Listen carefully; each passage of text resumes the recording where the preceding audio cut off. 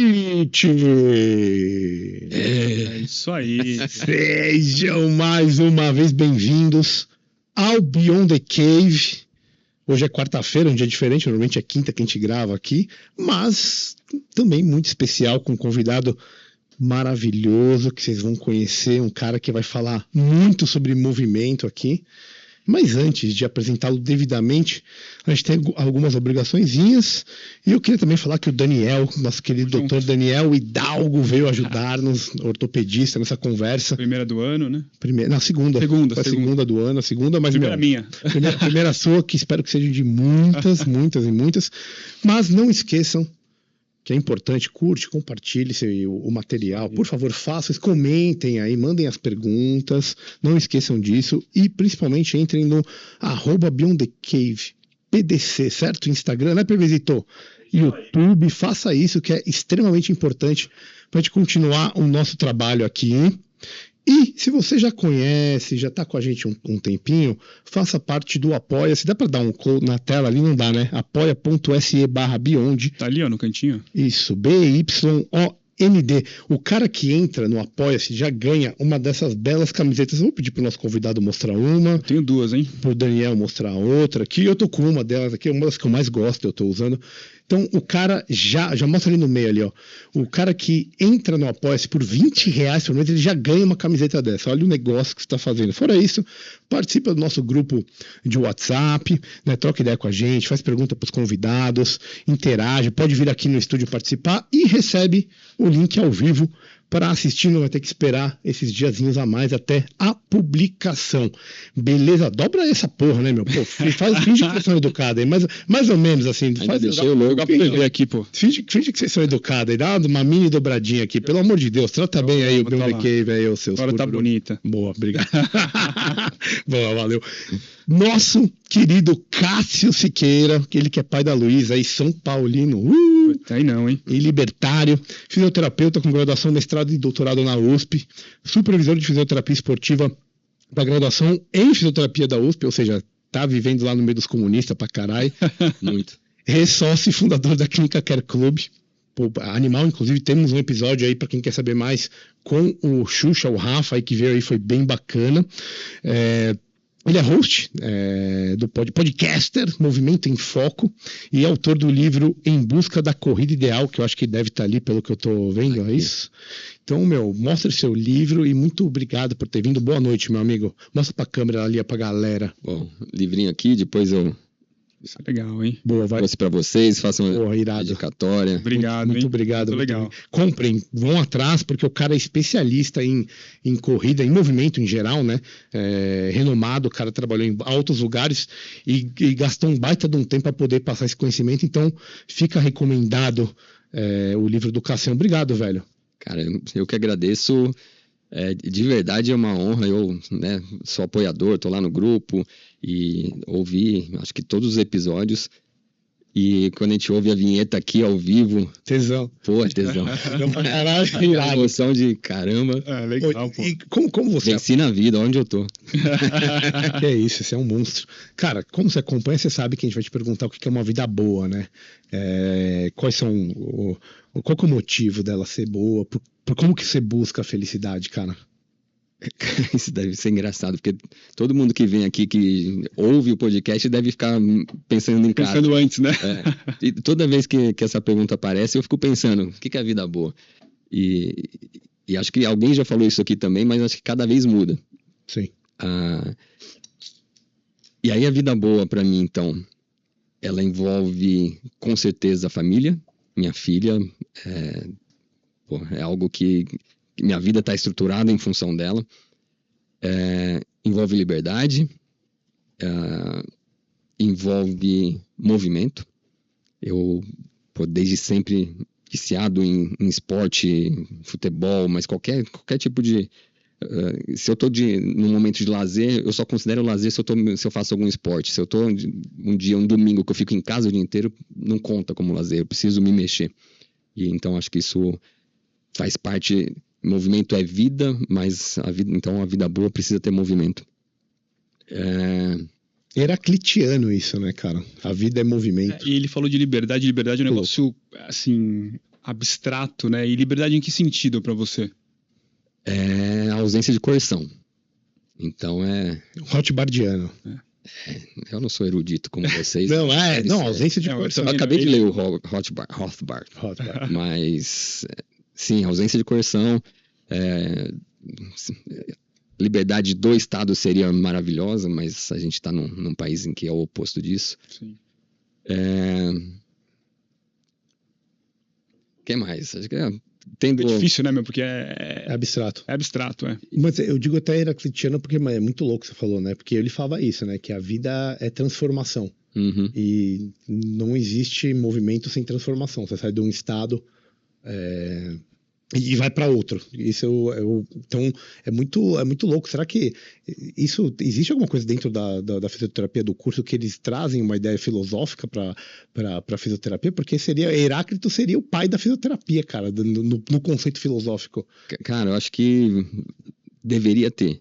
A gente tem no curso na USP muitas disciplinas de humanas, tem ciências sociais, tem 4 ou 5 disciplinas de psicologia, mas não tem algo assim voltado para filosofia e para a filosofia da fisioterapia, do movimento. Isso falta. Mas acho que é igual na medicina, né? Não é muito voltada para esse aspecto, né? Eu acho assim, busca um lado técnico, né? Formação técnica, mais tecnocrata, hard skill, skill, mas às vezes quando entra um pouco de soft skill, você pensa em psicologia, por exemplo, um cara que é fisioterapeuta, eu acho que tem um viés que ele não vai para esse lado aberto de oferecer tudo que tem. Talvez seja um negócio mais doutrinatório, quando fala de psicologia, não sei, né? Eu sei que tá na USP. Quanto tempo você tá na USP?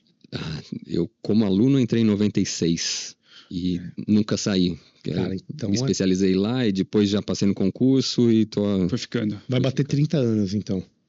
E você sentia que você era embebido lá dentro por um pensamento doutrinatório, assim, voltado a uma corrente política, né? Ou ideia de vida. Ideologia, né? Uma ideologia mais à esquerda, assim. Você percebeu isso? Teve isso? Ou não? Você passou em branco em relação a isso? Na minha época de aluno, assim, esse é o pano de fundo.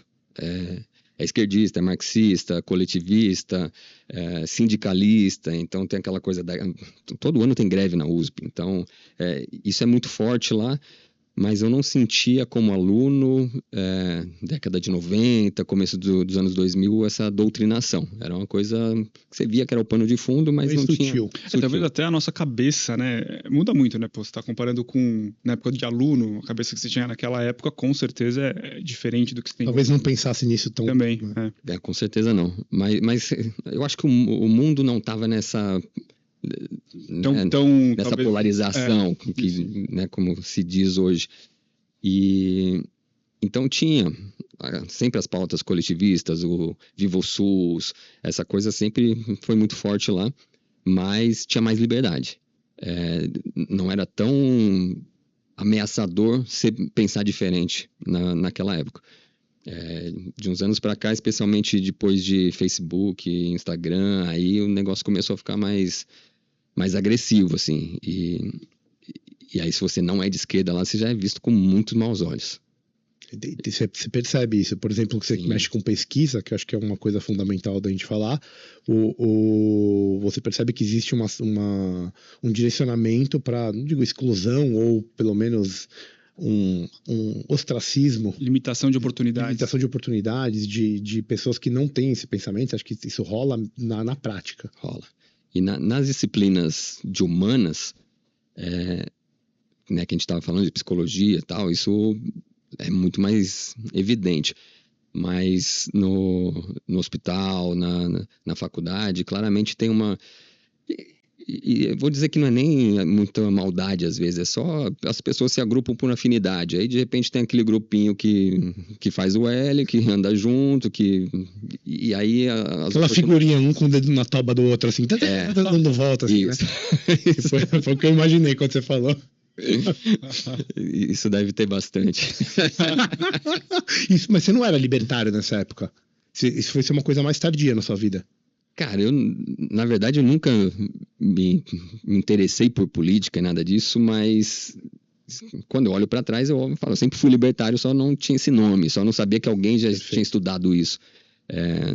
Sempre que eu ouvi, desde a época de colégio, ideias esquerdistas, não me batia bem. Eu olhava aquilo e falava, não, vender igualdade, pô, igualdade não é bom. Desde quando é uma meta a ser alcançada, ser igual ao outro? Eu sou o contrário, eu quero ser diferente. Não quero ser igual aos outros, eu quero me diferenciar. Então, sempre senti que a liberdade era um valor para mim. E as ideias mais relacionadas à liberdade, até à direita, sempre foram um valor para mim. E que depois, quando eu fui entendendo que havia um campo de estudo sobre isso, que aí eu fui lendo uns autores mais liberais, libertários, aí eu me identifiquei totalmente. E aí hoje eu afirmo que eu sou libertário. Só para terminar, só para fechar esse assunto, a gente passar um pouco para a parte de fisioterapia em si, quem são esses autores que te inspiraram, assim, que você diz que, cara, eu gosto dessa corrente, é por aqui que eu vou, que você falaria para o outro, do seu lado, para, cara, isso aqui é bom, vai aqui que é bom. Quem que te inspirou? Putz, que eu lembro agora, Bastiat é um cara que eu gostei muito o cara escreveu, sei lá, em 1700, sei lá quando que ele escreveu, e é muito atual. A Lei. O próprio Mises, 6 lições, que é facinho de ler. Ação Humana eu comecei, mas pesado. Pesadíssimo. É o que eu falo, cura refluxo aquilo ali. Você bota ali embaixo do travesseiro, velho, no dia seguinte não precisa nem de omeprazol. Tão grande que é o bichinho. Você já dorme assim, ó. Ou então também melhora ICC. Falam que melhora ICC também. Doença cardíaca congestiva. Dá pra respirar melhor. Acabei de ler o Rothbard, gostei. Ayn Rand, gostei bastante. Você é bem austríaco, né? Acho que sim. Bem austríaco. Legal, bacana. Bom, só em Range que eu não concordo muito, mas tudo bem, depois a gente discute sobre isso. E fisioterapia, velho? Qual que é o ethos, cara? Por que você foi escolher fazer fisioterapia? Você podia ter feito outra coisa, né? Com movimento, por que você foi fazer fisioterapia? Eu vou só voltar um pouco antes, vou guardar essa sua pergunta, eu já respondo. Tá. Mas só para completar a vida boa. Boa. Então, família, saúde, obviamente. Então, considerando que que você tem suas necessidades básicas garantidas, então, movimento, com certeza, e relacionamento. E aí, eu vivo num ambiente, numa bolha, que eu me relaciono com muita gente boa. Então, quer clube, USP, podcast. Cara, eu tenho oportunidade de conversar com gente na USP, por exemplo, na assistência, a gente atende SUS, atende da empregada doméstica que está começando a fazer uma caminhada para ter saúde. Na Care Club, já ao contrário, ninguém que passou lá adulto tinha menos que uma pós-graduação. Então, era um nível sociocultural absurdo, né, no outro extremo. Atletas de alto rendimento. Então, no meu dia a dia tinha Cielo, tinha Cafu, tinha caras assim que você, né, conhecia na televisão e de repente os caras estão ali do seu lado. Pô, joguei bola com Cafu e Denilson. Da hora. Esse é o melhor dia da vida, assim, que eu falo, cara, esse é o... Já me perguntaram, melhor que o dia que a sua filha nasceu? Eu falo, compete, viu? Tá ali. Tá quase lá.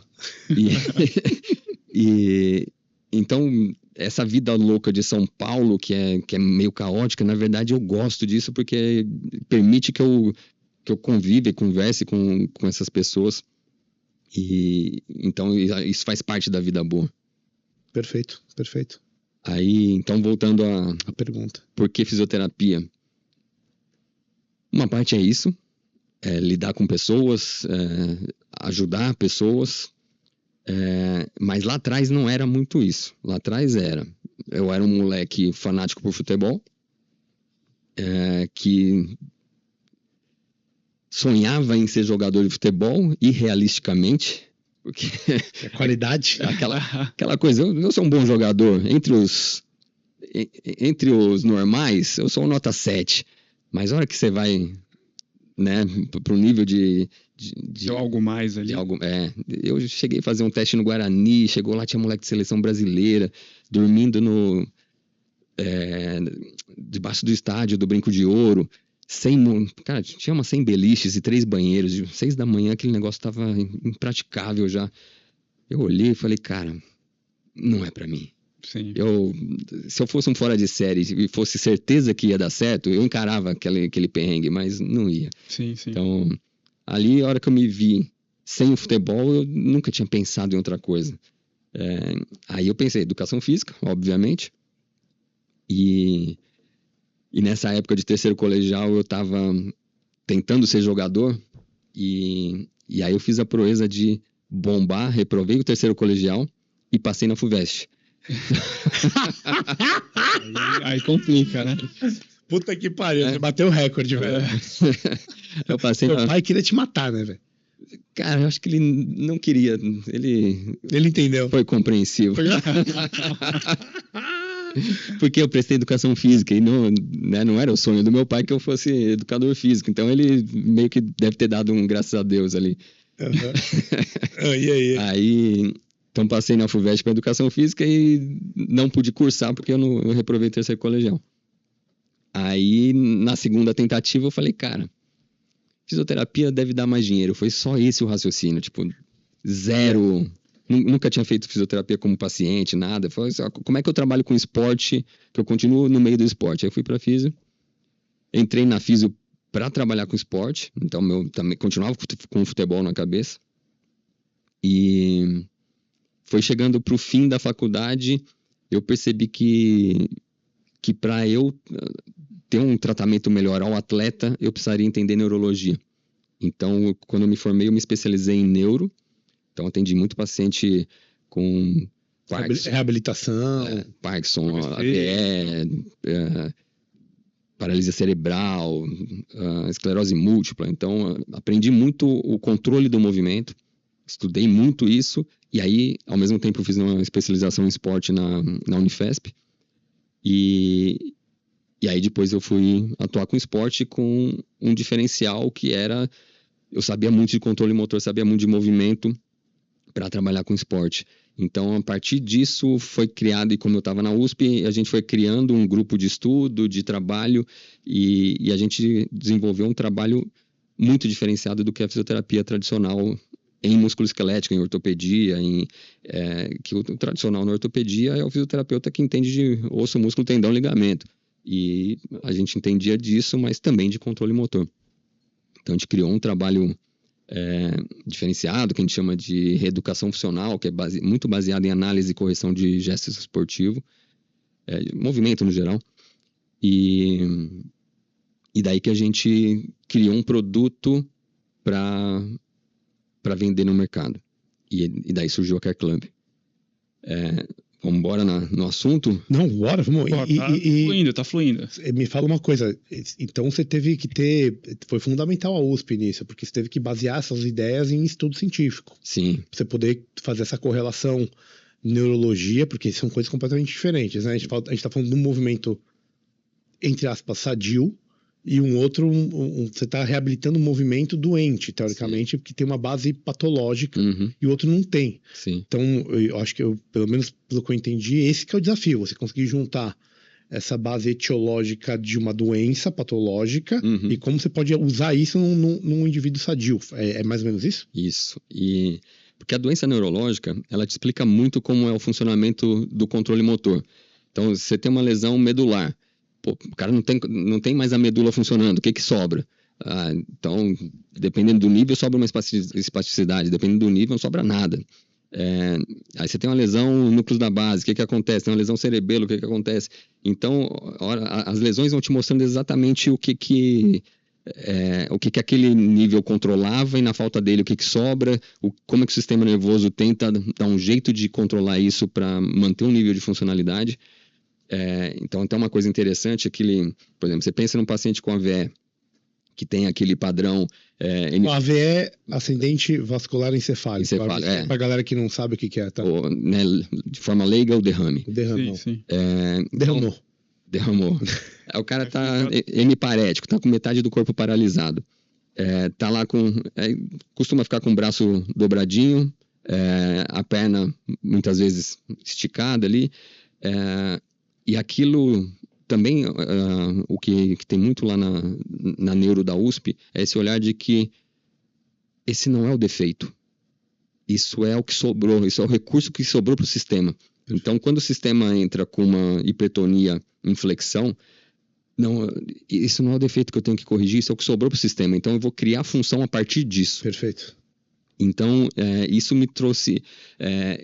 e aí, quando você tem, por exemplo, uma espasticidade dessa, você aprende muito de como funciona o fuso neuromuscular. Agora a gente está falando pro leigo, quando a gente começa a falar grego, profundo, né? mas... Mas quando você falar uma palavra assim, a gente vai tentando explicar. É isso aí mesmo, porque é interessante o assunto. Sim. Aí, por exemplo, no Parkinson, a gente entende como funciona o OTG, o órgão neurotendino de Golgi. Então, fica mais fácil entender o movimento, o controle do movimento a partir da doença neurológica do que a partir do atleta, por exemplo. E aí, quando você vai para o atleta, eu sei melhor como é o controle do alongamento, como que é o controle da geração de força, como é que é o controle do equilíbrio, como é que é o controle de ajustes sensoriais. Então, o Daniel vai atender o atleta dele com uma dor no joelho e o físio mais tradicional que olha para o joelho, o cara sabe de joelho muito mais do que eu. Com certeza ele sabe das bandas do ligamento cruzado, mais do que eu saberia dizer. Mas eu consigo interpretar melhor como é que esse joelho está funcionando no ambiente esportivo ou no ambiente do dia a dia. E aí eu consigo treinar um movimento melhor para esse indivíduo, para que ele não estresse o ligamento. Então, e o joelho especialmente é uma articulação que a maior parte das vezes é vítima, ela não é culpada dos problemas. Então, ali é onde dói, ali é onde está instável, mas o problema às vezes está no quadril, às vezes está no pé, às vezes está no tronco, e até aqui o físio tradicional ainda chega bem, mas, por exemplo, se eu falar que esse problema pode estar no labirinto, o cara nunca pensou nisso, mas se eu tenho uma vestibulopatia subclínica, daquela que eu só tenho uma certa dificuldade de controlar a posição da cabeça no espaço, se na corrida minha cabeça desvia um pouco, talvez isso desequilibre meu tronco e provoque um valgo no meu joelho. Então, não adianta ficar lá fortalecendo o glúteo médio, que é o clássico da reabilitação, se o problema está lá no labirinto. Então, se eu não corrigir a causa lá em cima, não vou ter resultado. Então, a neuro foi o diferencial para reabilitar bem um atleta ou qualquer tipo de problema relacionado ao movimento. Cara, quando a gente fala de neurologia, aí vem entrar na minha cabeça assim, pensando como médico, né? É uma especialidade que você consegue fazer vários diagnósticos e bem precisos, né? Acontece alguma coisa em algum lugar, você sabe exatamente o que isso vai gerar. Mas para você tratar isso, é um negócio muito difícil. Você tem uma baita diferença entre noção diagnóstica e possibilidade de tratamento. Quando a gente joga isso para a ideia do movimento em si, da parte biomecânica, você consegue corrigir isso ou fica nesse parâmetro neurológico que às vezes, que é muito difícil de você conseguir resolver o problema, entendeu? Sim, então, né, dentro do universo da neuro vai ter aquelas coisas impossíveis, aquelas coisas relativamente mais simples, mas é muito mais difícil. Né, a reabilitação completa para esse indivíduo voltar a ser como era antes, normalmente não é isso que se espera.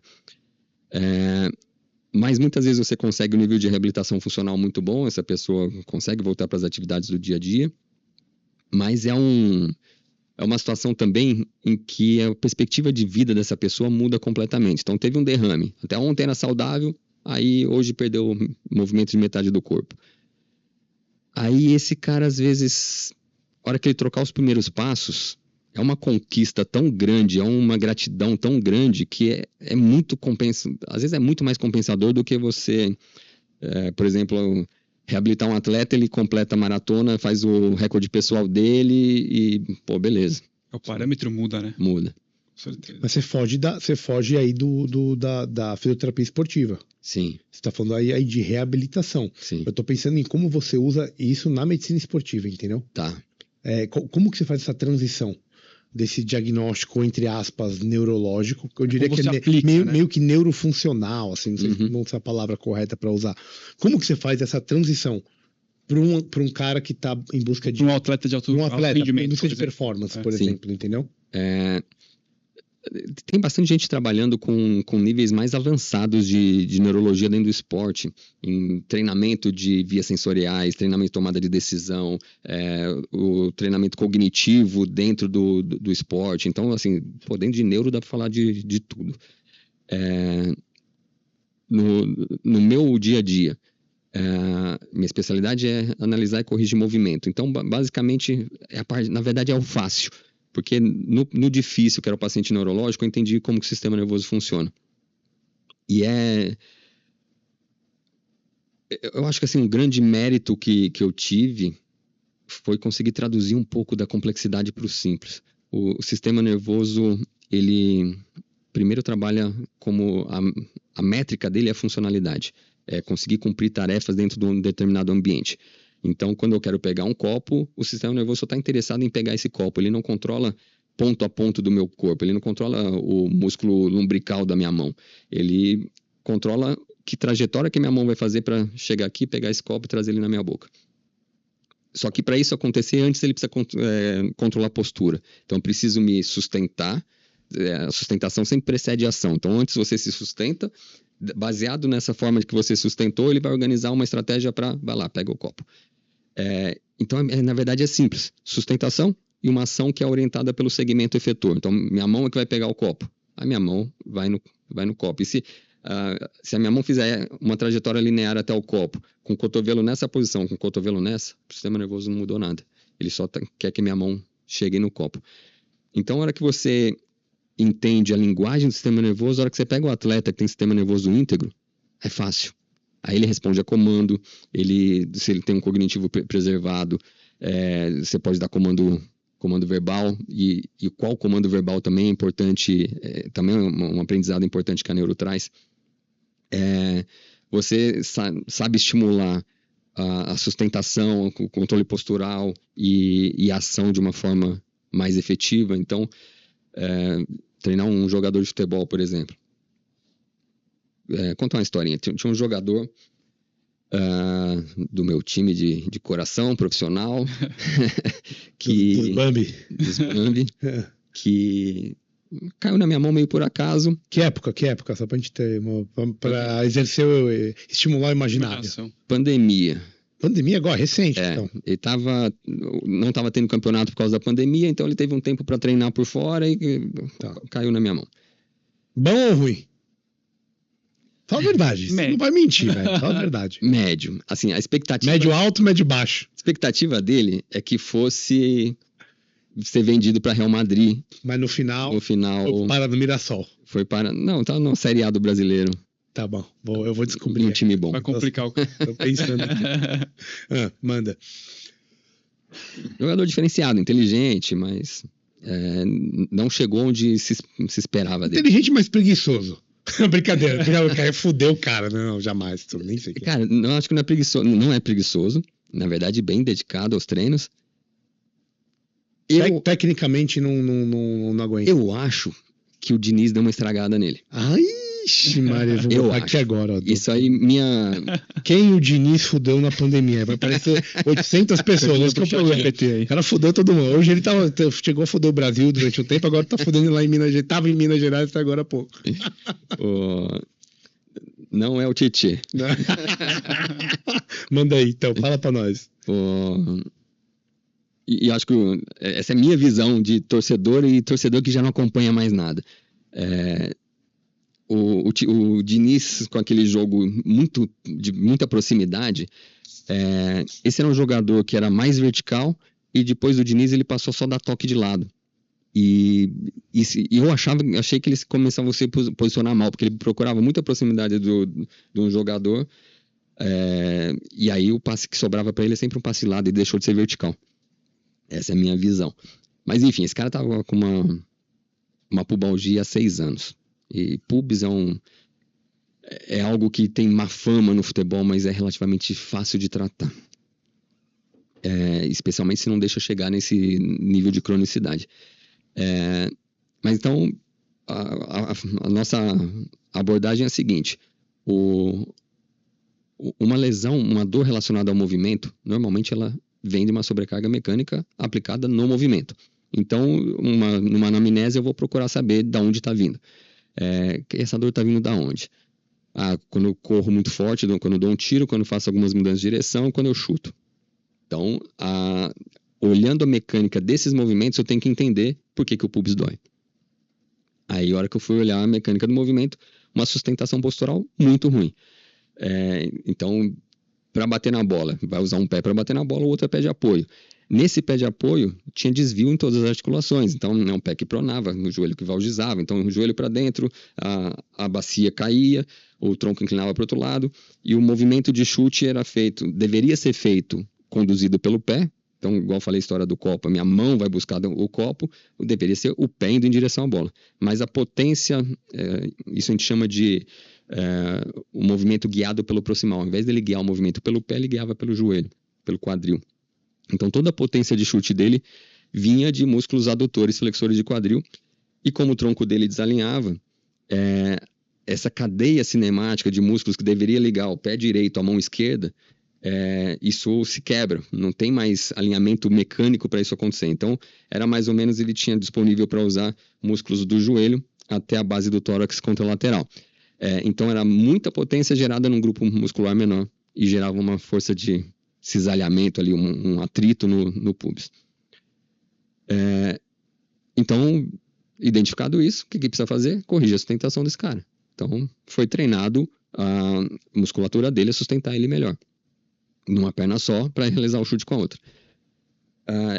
E aí, no atleta de alto rendimento, normalmente vem fácil. Você vai lá, dá uma ajustadinha, passa alguns exercícios. Posso te interromper um pouquinho?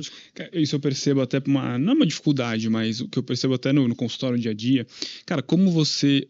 Na verdade, hoje em dia a gente tem alguns testes, enfim, que você pode encaminhar paciente para fazer, tipo, uma avaliação, sei lá, biomecânica da corrida, que o cara coloca lá os sensores, aí faz a leitura no software, e aí consegue identificar alguns problemas, mas eu sei que, assim, todos os testes são subjetivos, né, enfim, mas como que você enxerga essas ferramentas mais atuais, mais modernas, como vantajosas para isso?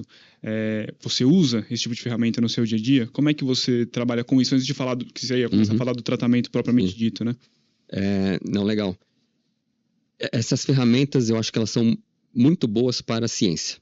Então, se eu tenho uma pergunta específica que eu quero responder, eu vou usar desses equipamentos e vou ter uma análise quantitativa muito apurada.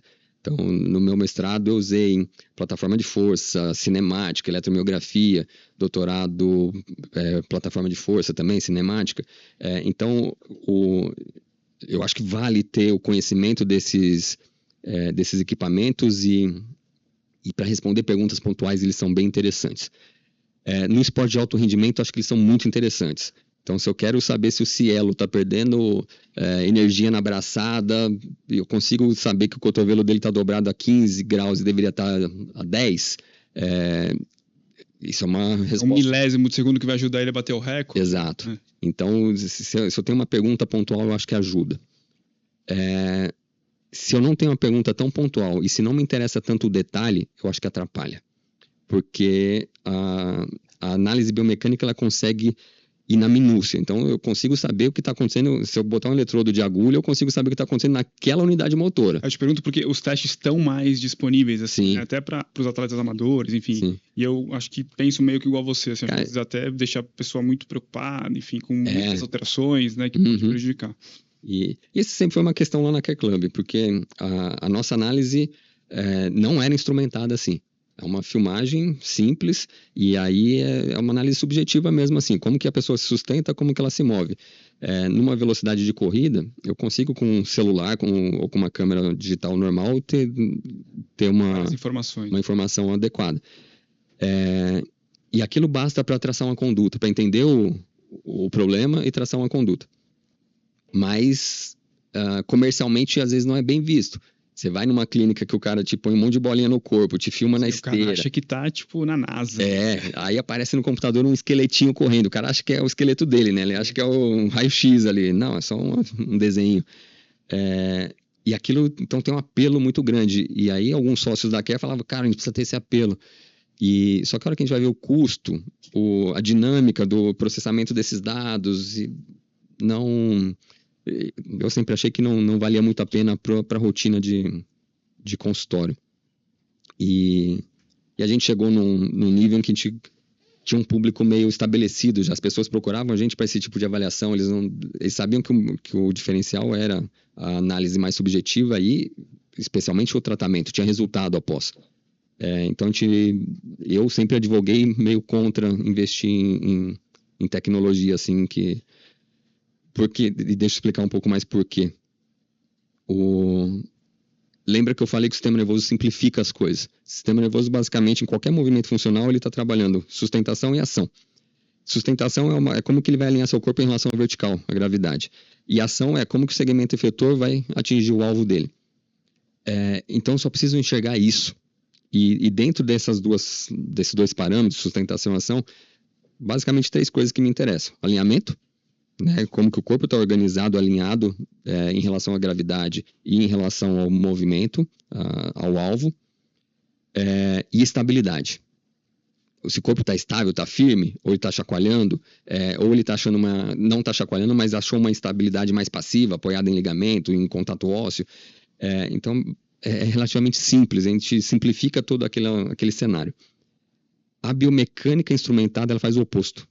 Ela vai, e quanto mais instrumento, mais fácil de você botar um microscópio lá e enxergar o que está acontecendo na mitocôndria E a hora que sai, você já deve ter tido a experiência de receber um laudo desse. Sim, tem tanta informação, cara. Aí tem lá, cada articulação que a pessoa avalia, então avaliou o tornozelo direito e esquerdo, cada um sai um gráfico. Um gráfico que é feito em porcentagem do ciclo. Então, em 0% do ciclo a 100% do ciclo, o tornozelo dobra, estica, e vira uma bolinha. Aí você vê um monte de bolinha desenhada meio... É difícil até de ler o negócio, porque é muita coisa mesmo. E aí você olha aquilo e fala, cara, que informação eu tiro disso? Aí tem que tirar parâmetros daquilo. Então, vamos ver o pico de amplitude, vamos ver a velocidade de amplitude, de movimento. E aí começa a sair dado. Aí você tem um quebra-cabeça com 1 milhão de peças, algumas com sinalzinho verde falando que está bem, outras com sinalzinho vermelho falando que está ruim, baseado em parâmetros subjetivos normais da população, assim. Sim. Então, é certo o joelho dobrar 10 ou 15 graus na corrida. Como que você vai estabelecer isso? População. Então, se eu for estudar IMC da população americana... Fudeu, perdeu tudo, porque você consegue individualizar nem ferrando. Pois é, o parâmetro de normalidade, então, vai ser IMC 29... Não, isso, né, se a população já está com sobrepeso, isso não pode ser considerado normal. E aí, cara, tem uma situação que é engraçada de contar.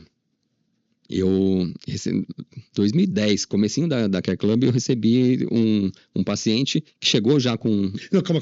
Antes de você falar disso aí, eu quero que você termine para falar do cara. Porque, do jogador, ele estava lá no jogador. Curioso, né, pô? Não, porque aí, beleza, ele falou, não, essa questão de, vou treinar aqui esse músculo, né? Ele, como era um atleta, era fácil. De resolver, e foi o que vocês fizeram, que foi feito. E aí? Depois a gente volta para... Lembra do que era, você vai ser o gancho aqui. Eu tô lembrando porque eu falei, tem que terminar. Não, esse foi muito fácil. Um atleta de alto rendimento que estava dedicado. Queria melhorar muito. Queria melhorar. Mais ou menos na 4ª, 5ª sessão, ele chegou e falou, cara, treinei hoje, não senti dor. Faz 6 anos que eu não sei o que é sentir, o que é não sentir dor. Treinar sem dor, né? Treinar sem dor. Então, quando você diagnostica bem o erro de movimento e corrige, é relativamente rápido. Né? Se você aborda usando a linguagem do sistema nervoso. Porque esse é um problema na fisioterapia. Quando se tenta corrigir movimento, normalmente se usa ferramentas erradas. E a ferramenta padrão é o comando verbal voluntário, que é o que meu pai sempre fala para mim, arruma as costas. E normalmente... 1 minuto... e porque normalmente a gente arruma errado. Você sai de uma flexão e vai para uma extensão, que não é o certo. E aí cansa. É uma forçada, né? Forçada. E por ser forçado, cansa. Aí você volta. Então, usando as ferramentas erradas, você realmente não atinge o objetivo. E depende da consciência, né? Então, o atleta tá lá, vai fazer um forehand no tênis, e ele tá pensando se o abdômen dele tá contraído? Não, ele vai errar a bola. Né? Na hora de bater na bola, ele tem que estar focado na bola, não no abdômen dele. Então, se você usar as ferramentas erradas, o resultado vai ser ruim e vai ter prejuízo de rendimento.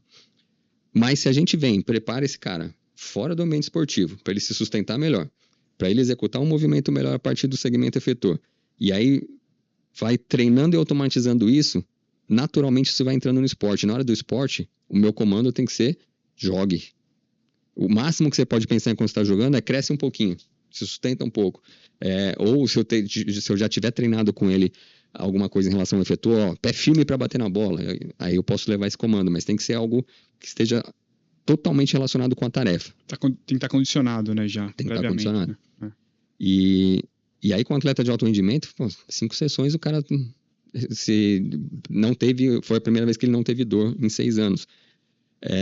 De um diagnóstico que ele tem um rótulo ruim, assim. O Kaká no Real Madrid, os médicos do Real Madrid falaram que ele tinha que aprender a conviver com a dor no pubis porque não tinha cura. O Guga ainda passou por uma cirurgia lá, sei lá, que hoje acho que não sei nem se é mais indicada na época, não foi isso abreviou a carreira dele. Eu não sei se é isso mesmo, mas não sei exatamente o que ele fez, mas é o que se fala. Então, assim, com atleta de alto rendimento é mais fácil você pegar tudo aquilo que a neuro te ensinou e usar com um cara que tem aquilo não só íntegro, como muito treinado. E aí, só esse atleta, a partir desse momento, teve um contratempo que um outro fisioterapeuta do clube falou pra ele, legal, tá sem dor, né?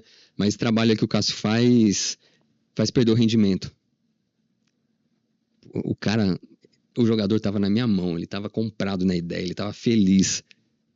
Na sessão seguinte, ele chegou deprimido, assim, olhando para baixo, e perdi o cara.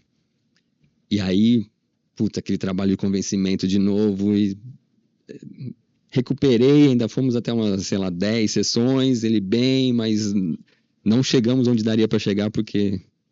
E aí decidiu por... Impressionante como impacta isso, né, cara? Impacta. Que filha da puta, né, esse cara? A questão de acreditar no negócio, né? Impressionante. E eu acho que o cara não fez por mal. Foi... Não, bonzinho pra caralho. Eu acho. Né? Cagou, mas quero acreditar que não foi na maldade. Mas fez perder Assim, o trabalho deu certo, o cara, até onde eu sei, ele não teve mais dor no pubis, mas aquela velocidade de evolução que estava tendo, aquilo se perdeu.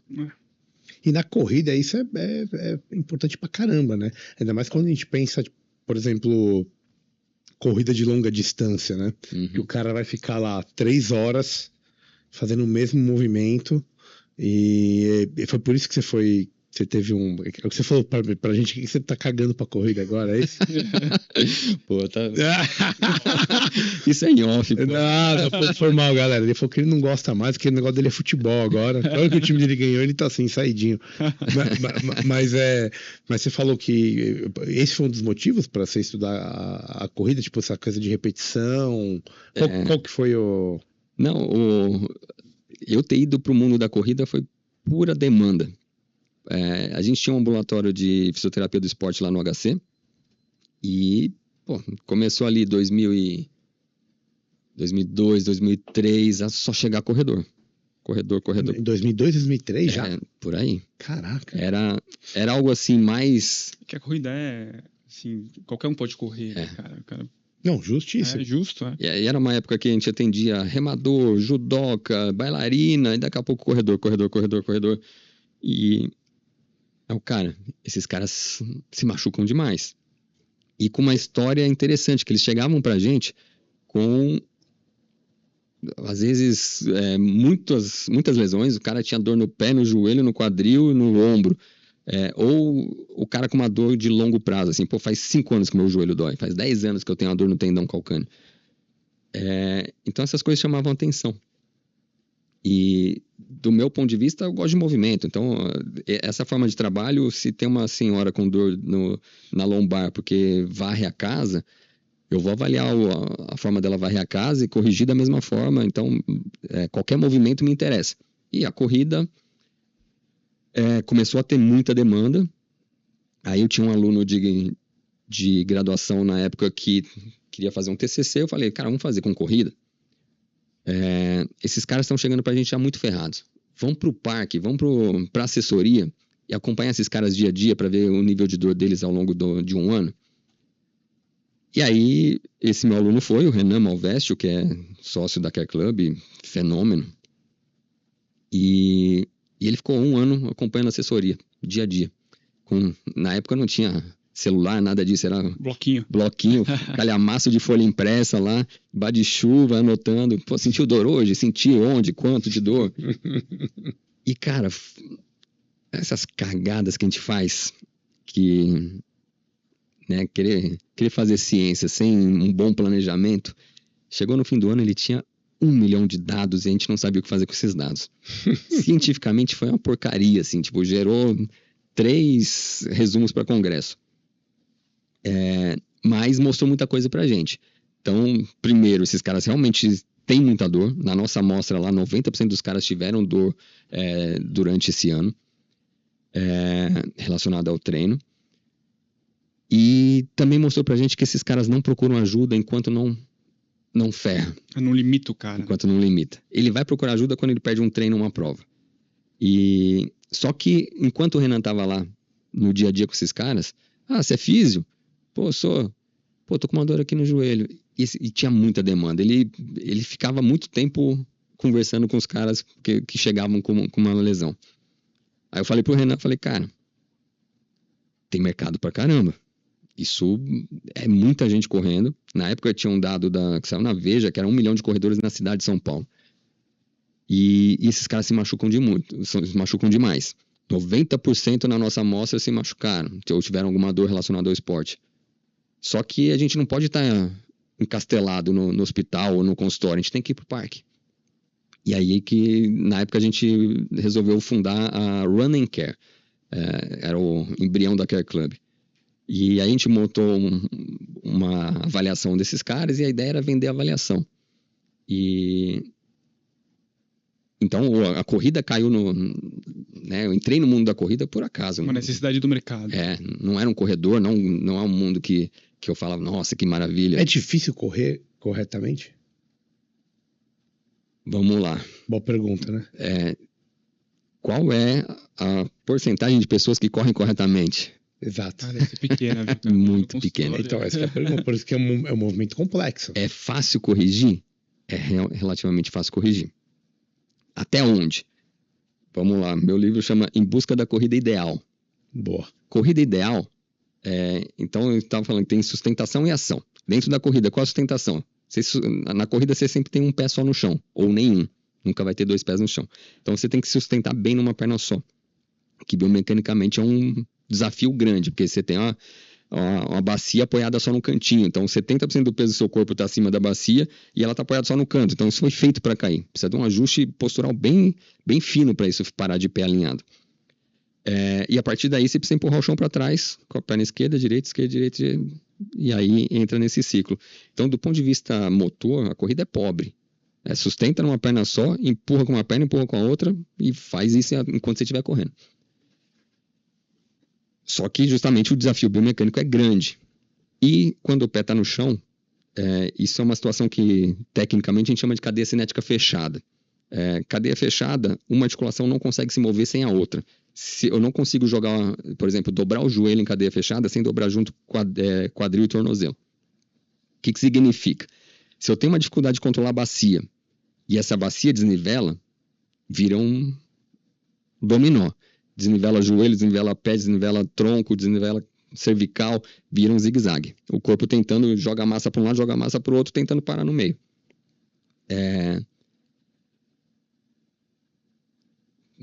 Onde que eu ia chegar? Se é fácil correr, entendi, voltei. Então, assim... E a porcentagem dos que correm certo? Não, ninguém corre certo. E o pessoal, acho que além disso, né, o pessoal meio que vicia na corrida, né? Uhum. E aí o cara ele não corre tão bem, da forma correta, não faz, de repente, uma musculação que ele deveria, um tratamento mais da musculatura propriamente dita, e aí o cara pega e corre uma maratona. Tipo, e vai ganhando condicionamento. Mas eu não fiz assim, não. Eu fiz direitinho. Não tô falando que você fez assim, tô falando que você correu maratona. Bom, eu tratei algumas lesões suas, né? Depois a gente fala disso. E aí? E é isso. Essa é a história natural do corredor. É assim, começou... o médico falou que eu preciso fazer atividade física. O que eu vou fazer? Vou fazer corrida, que é fácil. Aí, primeiro dia, tenta correr, nem consegue. Corre 1 minuto e começa a caminhar, é muito difícil. Daqui a pouco o cara vai condicionando. Consegue correr 5 minutos seguidos, consegue correr. Aí ele faz uma provinha de 5 km, ganha medalhinha. Cara, Coisa linda. vicia. Eu corro pra caralho. A sensação 5 minutos em boa. 5 km em 35 minutos. É. bom. A sensação pós é maravilhosa. Durante é É desagradável. dolorido. Aí o cara faz um grupo de amigos e, pô, vamos fazer uma prova em Bertioga e começa. E aí o cara vai... É isso, ele tem um padrão de movimento que vai ganhando resistência, então ele consegue cada vez repetir mais esse padrão de movimento, só que é um padrão ruim. E aí chega uma hora que vem a conta. Quanto mais você desvia do padrão ideal, mais sobrecarga mecânica. E quanto mais você repete essa sobrecarga mecânica, mais chance de vir a lesão. Existe então, esses testes de pisada, o cara vai lá na loja para comprar o tênis, ganha um teste de pisada, isso tem sentido total, então, assim, isso é o básico do básico. Não. Opa, temos um corte. Por quê? É uma informação importante, desde que seja aliada às outras informações. Porque a pisada é o resultado final da forma como você se sustentou e propulsionou. Mas você ter um pé pronado, isso pode acontecer com o joelho valgo ou com o joelho varo, pode acontecer com uma pelve que cai, uma pelve que não cai, pode acontecer... Então, você só ter o dado do que acontece com o seu pé, não está dizendo como é que você corre. Então, E o seu corpo está adaptado àquela pisada. Isso era feito para vender tênis. Então, o cara detectava lá, era feito pelo lojista, né? Exato, sem ciência nenhuma. Não dá nem para saber se a máquina estava calibrada ou não. E aí, detectou lá um pé pronado, o cara te vende um tênis para pé pronador que é um pouquinho mais caro. Ou vai dizer que você precisa desse tênis para não se machucar. E, na verdade, a ciência hoje já diz que isso é bobagem, que o melhor tênis é aquele que você se sente confortável. É igual colchão. Exato. Aí eu falo assim, tipo, a gente fala isso, né? Mas é importante a galera que tá correndo aí, é animal, na verdade, né? Sim. Tem uma Acho que cultura em termos de saúde pública até, né, cara? Sim. De melhora de doença cardiovascular, Tem que se mexer. E outra coisa, cara, é difícil você fazer atividade física e não ter lesões, né? Esse corpo alinhado, apolíneo, essa perfeição é algo que talvez a gente não sabe nem como que isso existe direito exatamente, né, cara? Tirando eu conheço poucos. Não, eu acho que tem uma questão do atleta, cara, que assim, acho que quando o atleta se sente bem, assim, bem do ponto de vista de sem dor, sabe? O cara tá praticando e tá bem, o cara acha que não tá bom. O cara acha que não tá bom. O cara, ele quer chegar no limite a tal ponto que o cara vai se sentir incomodado de fazer, porque assim ele tá se estimulando, sei lá. Eu entendo, eu percebo que tem muito disso no atleta, principalmente no alto rendimento. Acho que o cara, ele tá sempre se tá bem, é porque dá pra dar mais. Exato. Não tô no meu limite se eu tô bem. Mas isso é lindo, né, cara? Eu acho que isso aí é maravilhoso. Não sou contra isso. Não, mas acho que é só uma característica, né? E saber o limite, né? Aí, vou tentar falar a linguagem do Beyond the Cave. Talvez seja mais estoico, né? Você, tô no conforto, dá pra eu sair do conforto e querer um pouco mais. Mas aí a palavra que você gosta é prudência. Você passar o limite... Você explode, você estoura. E aí joga contra, porque aí você ficar um mês parado... você forçou o limite para tentar ganhar desempenho, mas ficou um mês parado, perdeu o desempenho. O limiar tá sempre ali, né? Não tem jeito. Porque quem tá alcançando esses níveis, você começa a ter que fazer isso com acompanhamento, cara. Sim. Porque aí esse acompanhamento vai te dizer até onde você pode ir, né? É diferente do cara que tá ali... vou dar um rolê, vou dar uma corridinha, aquele cara... não, corro 5 km aqui, depois... O cara que começa a querer ganhar tempo, ver que o pace tá melhorando... né? Ele começa a falar assim, cara, eu preciso de uma ajuda para poder... E hoje em dia eu acho que você tem esse acesso, né? Tá mais um pouco pra caralho. Cara, eu percebi isso no consultório quando chegou o CrossFit. Cara, chegou o CrossFit, ninguém, assim, os técnicos, né? Abri a academia de CrossFit ali e ninguém sabia dar os treinos direito. O cara não tinha experiência com CrossFit? Do CrossFit, com aluno. E o cara ia pro CrossFit, mesma coisa. O cara queria, tipo... performance e tal, os caras estavam se estimulando e tal.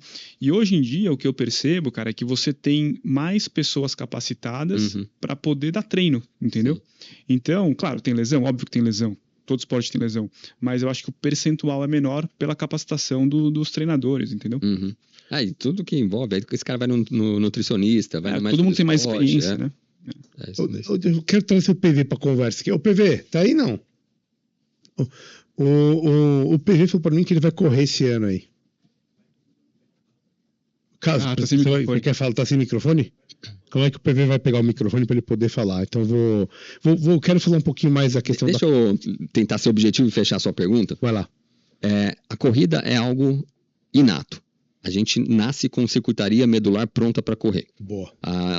É inato. É inato. Tem um reflexo de marcha automática. Eu pegava minha filha com 1 mês, 2 meses, sustentava ela, né? E passava ela por cima da cama, assim, ela trocava passo. Tanto que a criança até aprende a andar meio correndo, né? Quer andar rápido, né? Que é uma forma, igual na bike, é difícil equilibrar na bike devagar, rápido é mais fácil. Sim. Então, é brasileiro, né? Já nasce correndo. Então, a circuitaria neural para isso, a gente nasce com ela.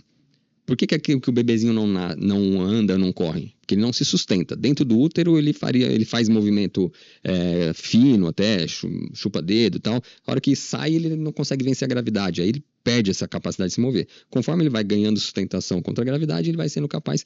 E aí, se você olhar uma criança bem estimulada, o que acontece hoje em dia é que muitas crianças não são bem estimuladas por conta do nosso ambiente urbano, mas a criança bem estimulada, ela corre bem. Aquela criança que corre espontânea, ela corre bem. E por quê? Ela está aprendendo a vencer a gravidade e ela só tem um objetivo na vida, que é chegar lá. Ela quer correr, quer chegar num determinado lugar com velocidade. Então esse circuito medular começa a funcionar. Direita, esquerda, direita, esquerda, direita, esquerda, e sai bonitinho. Só que a gente interna essa criança numa escola, ela passa 4 horas por dia, 8 horas por dia na adolescência, e o que ela está fazendo? Está destreinando. Especialmente ela está destreinando o quê? Músculos posturais. Então o core vai para o espaço, musculatura de quadril vai para o espaço, então ela desaprende a se sustentar. Aí essa criança vai correr na educação física, vai correr no futebol, vai correr, ou vai para a faculdade, passa 10 anos sedentária, depois, o médico mandou correr, eu vou correr. Esse cara não sabe sustentar e ele vai para uma atividade que sustenta numa perna só e empurra, sustenta numa perna só e empurra, e faz isso indefinidamente. Aí ele começa a fazer isso se sustentando mal, executando um movimento ruim, vai ganhando condicionamento cardiovascular em cima disso, vai ficando cada vez mais condicionado em repetir isso. Estamos ouvindo aqui você, PV. Tá funcionando. Não bateu mais não, já bateu 28 vezes. Não, cara, eu acho que você falou, acho que é até pior, cara, que você, assim, até pelos nossos hábitos, né, atualmente, cara, essa criança que aconteceu isso, acabou entrando pro sedentarismo por uma questão de sociedade, ela vai ter muitos problemas futuros, cara, porque ela vai provavelmente ser um profissional que vai, sei lá, ficar no computador, ficar sentada, vai piorar o sedentarismo. Então acho que vira uma bola de neve, o negócio só vai é o modernismo fudendo, né? Sim. O modernismo fudendo até na corrida, cara. Exato. Que o cara desaprende, ele tem aquilo que é inato, isso, ele desaprende por causa do público, isso daí, cara, é o mundo todo, é um negócio... É modernismo mesmo, geral, no mundo inteiro, não é específico daqui ou de lá, não, é geral, cara. Sim. Então, só fechando, a corrida é um movimento inato, natural. Era para ser algo realizado na média de uma maneira adequada. Mas a gente é destreinado a vida inteira a se sustentar, e aí depois essa pessoa vai correr. Então, assim, eu nunca avaliei alguém que tivesse uma corrida que eu falasse, não tem que mexer aqui.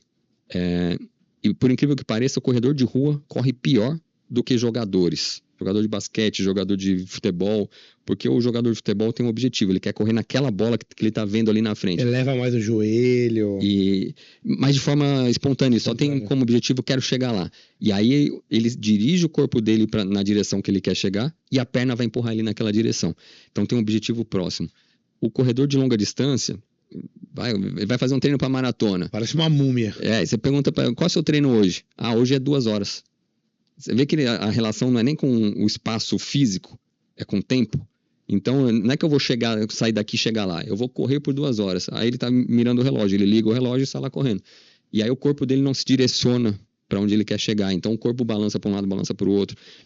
Então, o corredor de rua tende a correr muito mal. Além do que, esse cara, o esporte dele é fadigar.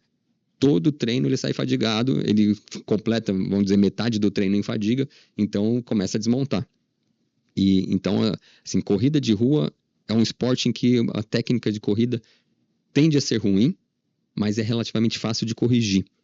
Só que precisa de uma manutenção também. Você, a partir do momento que você corrigiu, entra naquela coisa meio da bicicleta, a partir do momento que aprendeu. Só que você está sempre com um estímulo negativo que é a fadiga. Então, de vez em quando é bom dar uma revisão, tem que dar uma fortalecida, é interessante ter uma progressão de treino adequada. E se isso tiver ajustadinho, aí o índice de lesão cai bastante. Então, no mundo da corrida, o futebol tem má fama. Fala, cara, futebol machuca muito. Não, o futebol machuca sério. Então, eu rompi o cruzado jogando futebol. Fiquei 1 ano parado. Mas na corrida você machuca muito mais, com muito mais frequência. Só que são lesões menores. Ô, PV, fala aí, meu velho. Você tá aí? Tá no som aí, garoto? Tá me ouvindo? Tamo ouvindo, tá todo mundo ouvindo, PV. Tá todo mundo te ouvindo aqui. Legal, cara. Então, você falou Vai correr então, PV? O Regis, ele... Você sabe, né? Você conhece bem ele. Olha lá. Ele me desafiou a... dessa risadinha dele. Ele me desafiou a chegar em 27 de setembro e correr meia maratona, 21 quilômetros. Assim, tem tempo. Por que essa data? Porque quando vai acontecer a meia maratona de Foz do Iguaçu. Tá, boa. Isso tem a ver com a aposta que ele perdeu pra você, não? Não. Isso é só porque eu quero o bem dele. Tá certo. Boa. É porque ele quer cuidar de mim e ele entende que eu sou sedentário. Só que assim, a primeira pergunta que vem na minha cabeça é, cara, é possível? Sim, lógico, pô. É possível. Beleza. Mas para o PV, se ele começar a treinar, digamos assim, o cara que tá pensando nisso, quero fazer atividade física, vou correr para emagrecer. É um bom exemplo, acontece com muita gente. Um exemplo pra galera que tá ouvindo. Sim. Que esse cara, como que você diria que seria a jornada do PV daqui até setembro? PV é o quê? 100% sedentário? Hoje é 98. 98. Tá, levanta o cigarro até a boca. E a cerveja. E a cerveja. Tá, boa. E levanta... Mas ele começou a fazer musculação, ele me falou. Eu tô fazendo aqui, inclusive esses dias eu tava estafado, assim. Tá. Mas assim, a primeira coisa que eu consegui organizar esse mês, por exemplo, foi mudar a alimentação. Então, é até estranho que eu vou falar, mas vale a pena. Fazem 29 dias, ou um pouco mais do que isso, que eu não como nem fast food, nem pizza. Então... Já começou bem. Já melhorei ali um hábito, porque, cara, eu comia todo dia não, 2, 3 vezes na semana praticamente. Passava ali naquele M luminoso. Você que pensou sacanagem, não? É esse. Gostei. Passava ali no McDonald's. Número 1, batata grande e Coca-Cola. E é isso. Então, isso eu já consegui resolver. E eu também tenho mudado minha alimentação em casa. Então, à noite, por exemplo, essa semana, igual ontem, eu cheguei em casa, cara, eu comi um pedacinho de carne com alface e tomate. Então, eu tô começando a regular minha alimentação. E aí, o próximo passo é começar a dar mais ênfase na atividade física, né? Que aí eu creio que vai fazer com que eu venha a perder peso. Que eu acho que é o principal, porque, uma coisa é empurrar, sei lá, 85 quilos, outra coisa é descer a ladeira com 115, né? Vira um caminhão maluco ali. É o bonde do Mengão sem freio. E aí, o que você falaria pra ele, Cassião? Como teria que ser? Isso é muito legal. E é um pouco assim, a gente está falando do atleta de alto rendimento, que ele está muito no limiar, esse cara precisa ser acompanhado. Na Care Club a gente trouxe isso pro amador. É assim, o cara que faz maratona em 4 horas, quer fazer para 3,50, cara, vamos te ajudar nisso. Então, o que é essencial? Treinar. E o principal erro do iniciante é treinar sem uma planilha. Eu vou sair para correr, eu corro meia hora, amanhã eu corro 40 minutos, ou o que acontece muito, o cara fazer sempre o mesmo treino, todo dia corre 10 km. Isso não gera adaptação do corpo, o efeito de treinamento disso é muito ruim. Então, tem uma planilha. Ideal que seja acompanhado por um profissional. Então, hoje em dia tem assessorias de todos os tipos, das mais caras às mais baratas, online. Acha um profissional. Se não tiver um profissional, não quiser, mas baixa na internet, pede para o ChatGPT fazer uma planilha para iniciante, que pelo menos vai ter uma organização de treino um treino longo, um treino mais de tiro, um treino de pace, os descansos ali no meio, uma progressão semana a semana para você não ultrapassar o seu limite. Então, acho que isso é a primeira coisa essencial. Uma vez que você engajar no treino, né, no mundo da corrida fala que o bichinho da corrida te pica. Os primeiros treinos são horríveis, você vai sair de lá frustrado porque não conseguiu, porque cansou, mas o pós é gostoso e daqui a pouco você começa a desejar esse pós. Você fala, cara, o dia que não corre você fica mal. Então tem que quebrar essa inércia e a partir daí começa a ficar gostoso, você sentir falta. E o engajamento no treino melhora o engajamento na dieta. Então, precisou de uma força de vontade agora para quebrar o vínculo com o McDonald's. Mas daqui a pouco a corrida te ajuda nisso. Você tá correndo, te faz nem ter o desejo pelo McDonald's e a hora que você passa na frente do Mac, você fala, não, amanhã eu vou correr. Então, começa um hábito bom a trazer outros hábitos bons, se relacionar com pessoas que estão no meio ajuda, porque se seus amigos vão chamar para ir no bar beber e fumar, você tende a ir. Mas é isso, né? Você tá com amigos da corrida que na sexta-noite falam, não, vamos dormir mais cedo que amanhã a gente vai treinar 5 horas da manhã, 6 horas da manhã, pô, aí você tende a ir junto. Então, assim, de forma mais simples possível, acha alguma forma de organização de treino, que seja uma planilha online, e engaja nesse treino da melhor forma possível. Essa é a forma barata. Precisa comprar um tênis. Cara, acha um tênis confortável, pode ser barato. A minha recomendação é que seja neutro, solado mais plano e o mais estável possível. Não precisa buscar amortecimento, mesmo com 115 quilos, não precisa buscar aquele tênis com muito amortecimento, porque ele, na verdade, vai te tornar instável. E começa. Então, isso é um modelo com baixo custo. Normalmente a galera começa a engajar, aí começa, pô, vou não aí quer investir, né? Aí quer investir, aí compra um tênis melhor, aí... Compra um relógio. Aí dá pra gastar muito dinheiro com corrida. Tem aquele mito que a corrida é só pegar um tênis e sair correndo. Começa assim. Começa assim, depois muda. Eu queria até perguntar e botar um pouco do conhecimento do Hidalgo e do Daniel, doutor Daniel Hidalgo. Quais são os principais tipos de lesões que, por exemplo, o PV, se ele começar a fazer isso, que ele vai encontrar? E aí eu queria que o Cássio complementasse, assim, como que a gente pode tentar preveni-las, né? Tirando essa parte mental, né? Como que é isso, Idi? Cara, assim, no consultório, na verdade, a gente pega, sei lá, muitos tipos de lesões em corredores, né? Eu acho que ele que está começando agora, então não tem uma condição muscular adequada, então você pensa que ele vai estar todo desequilibrado do ponto de vista muscular, vai provavelmente correr na rua, então ele vai correr ladeira, vai exigir bastante, né, da parte muscular e tendínea.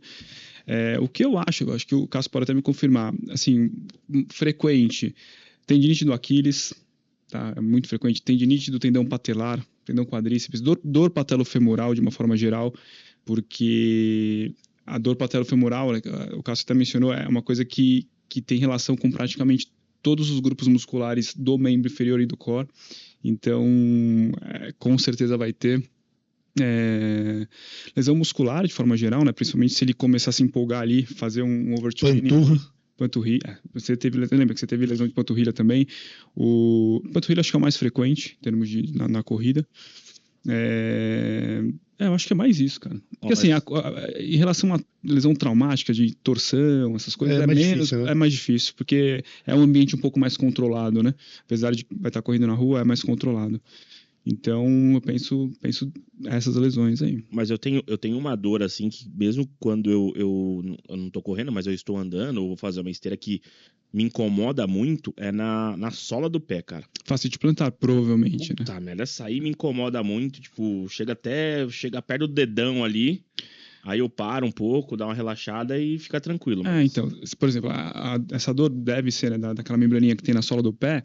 Você vê que é uma coisa interessante, porque tem um complexo de estruturas na parte posterior da perna que pega tudo ali, né? Vai desde de trás do joelho, forma o tríceps sural ali, que é o gastrocnêmio, o sóleo, que conecta no tendão de Aquiles ali, conecta no osso do calcâneo, calcanhar do pé, e continua ali com a fáscia plantar. Então, você vê, se ele tem uma fáscia encurtada, uma musculatura posterior da perna encurtada, isso já vai facilitar que ele tenha esse tipo de situação também, entendeu?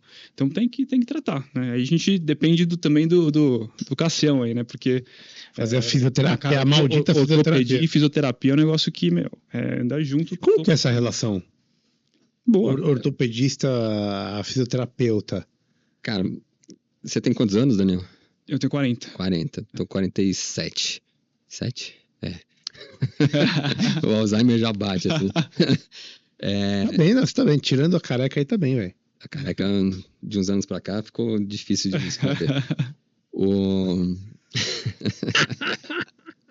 Mas eu sou careca raiz, jogador de chuteira preta. É isso, né, tio? Não vai ficar botando aquela chuteirinha laranja. Verde limão. Verde limão, pulando no gramado, parece uma gazela. Tá chegando a hora que eu vou passar a máquina zero e pronto. Sim, é isso mesmo. Fala isso pro PV também. Eu nem falo nada também. Tá ficando um pouco a telha aí. Tá. Essa câmera tá me jogando contra aqui, ó. A do centro é aquela perto, você vira. Eu perguntei isso porque, assim, a relação fisio-ortopedista já foi pior. Sim. Então. Porque, assim, da minha geração para trás, a gente tá falando de uma profissão que tem nível superior a partir de 69. Eu nasci em 77, eu tenho praticamente a mesma idade da minha profissão. E antes disso ela era técnica. Então, era um técnico realmente que realizava procedimentos. Então o ortopedista passava lá, realiza 10 minutos de parafina, 5 de forno de Beer e um alongamento aqui. Aí o fisio ia lá e executava.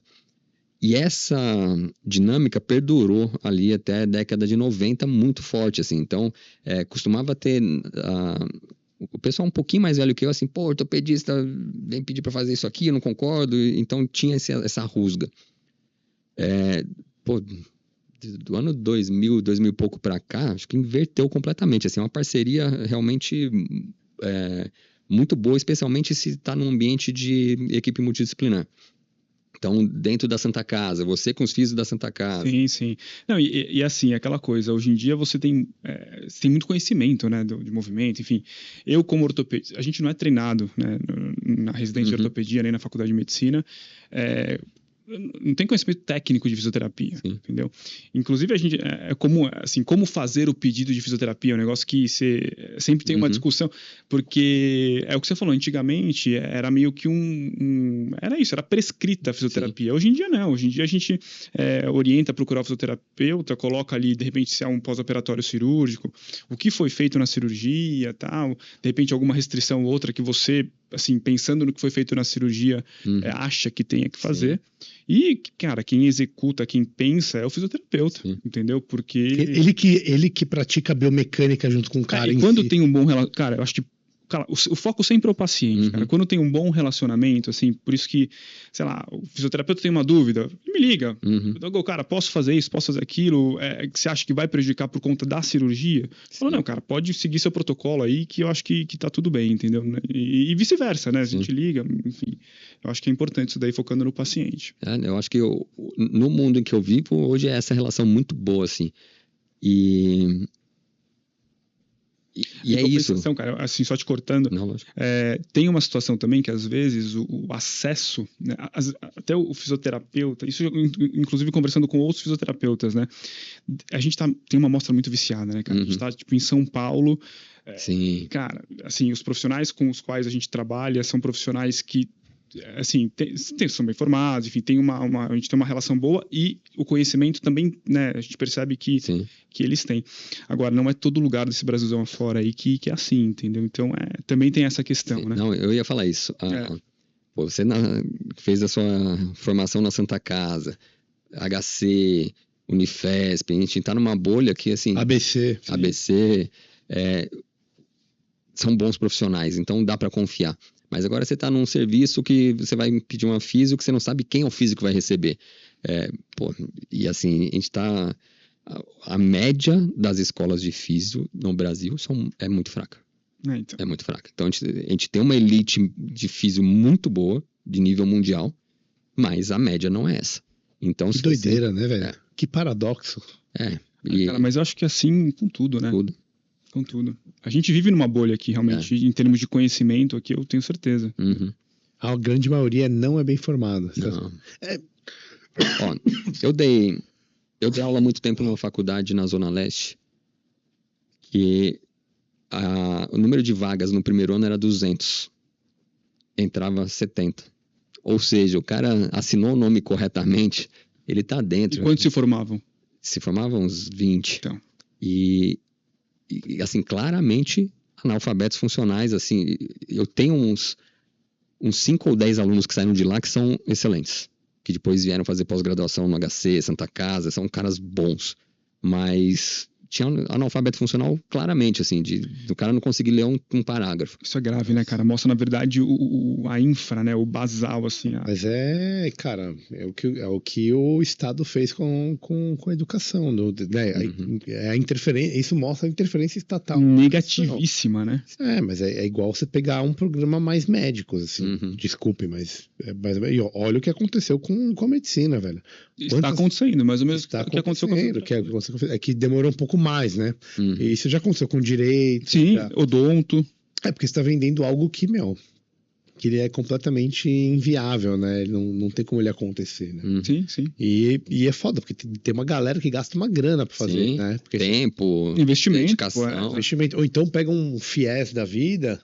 Depois passa a vida pagando, cara. Exato, e aí o cara termina ali com uma puta dívida, sem conseguir emprego, tipo, fudeu, né, cara, fudeu. Mas, cara, eu ainda acho que no Brasil, assim, eu vou falar do Brasil, quem tem acesso a um fisioterapeuta já é uma parcela pequena. A um bom fisioterapeuta... Por isso que eu falei da bolha, né? Ela é completamente minúscula, assim. Não, o cara que você vai pegar e vai te corrigir. Cara, aí esses caras, obviamente, vão fazer produtos para oferecer para quem tem condições, né, cara? E aí esse negócio vai se afastando de uma certa maneira. Cara, isso infelizmente é mercado, cara. Não tem jeito. Não tenho a menor dúvida, mas Vamos... pode falar. Vamos entrar nessa de bater no Estado? Não, eu acho que é sempre viável. Eu não me oponho em bater no Estado nem um pouco, mas você discorda? Não, mas... Você não quer bater no Estado? Aí? Muito, sempre quero. Obrigado. Por isso que você tá aqui, velho. Brincadeira, já, amor. E pior que não é nem bater no Estado, é bater no coletivismo dos profissionais também.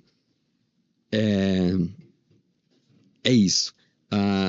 Um trabalho desse, em que eu pego um jogador de alto rendimento e vou avaliar o gesto dele, entender como que eu corrijo ele e faço 10 sessões, Putz, eu sou fraco pra bebida, cara. Vou sair daqui. Essa é a última. Eu já tô... É a última, eu prometo. Então, vamos dizer que esse tratamento desse cara custou 10 horas do meu tempo. Eu sou um profissional bem formado. Eu sou um profissional relativamente caro dentro do mercado de fisioterapia. Não chego nem perto do que é uma hora de um obstetra. Mas sou um profissional caro dentro da minha área. Então, acaba sendo para poucos. Na Care Club, a gente tinha um ticket mais alto e atendia uma classe social mais alta. Mas quando a gente também tem uma visão do movimento que a gente consegue simplificar o negócio, eu consigo tornar essa mesma abordagem, eu consigo escalar ela para um nível em que eu tenho certeza que, sem precisar de muitos profissionais qualificados, eu conseguiria melhorar 80% dos pacientes com tranquilidade. Os outros 20% é o cara que vai precisar de um pouco mais de atenção, de uma análise mais refinada. Acho que é Pareto, né? 80-20 lá. 80-20 do Paretão. Então, acho que isso faz muito sentido, assim, com um protocolo relativamente simples e profissionais não muito não precisando de alta qualificação, a gente consegue resolver 80%. Se eu consigo um nível de escala desse, eu consigo baratear. E era algo que eu estava na cabeça há uns anos atrás de empreender nesse sentido, de gerar uma físio de qualidade para a população que não tem condições de pagar tanto. E tem mercado, porque esse cara, qual físio que ele faz? Ou ele entra no SUS e fica anos na fila, não faz. Ou ele vai para um convênio que atende 15 pessoas ao mesmo tempo, no choquinho, não sei o que não é eficiente, não resolve. Então tem um nicho muito grande aí.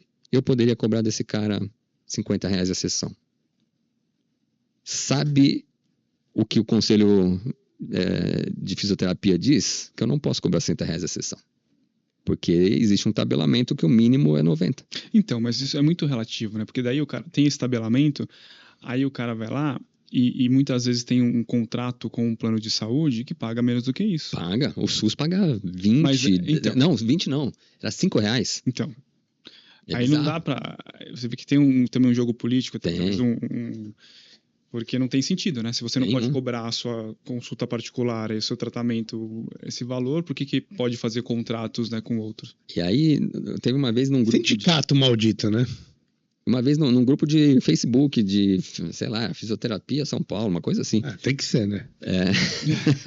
Não ia ser lá na Fisioterapia Aquele Clube, não ia estar rolando isso. Não. Né? Aí tava lá uma discussão nesse sentido. Eu lancei essa ideia, não lembro o contexto, mas, cara, dá pra gente fazer uma fisioterapia de baixo custo. Não, você vai desvalorizar a profissão, não sei o que, isso é errado, tem que valorizar o SUS para esse cara ser atendido com qualidade no Estado e não o privado pagando pouco. Então, não é só, né, não é só falar mal do Estado. O Estado, a saúde estatal é uma porcaria. Cara, sabe que eu tô há bastante tempo... que eu tô longe do SUS, né?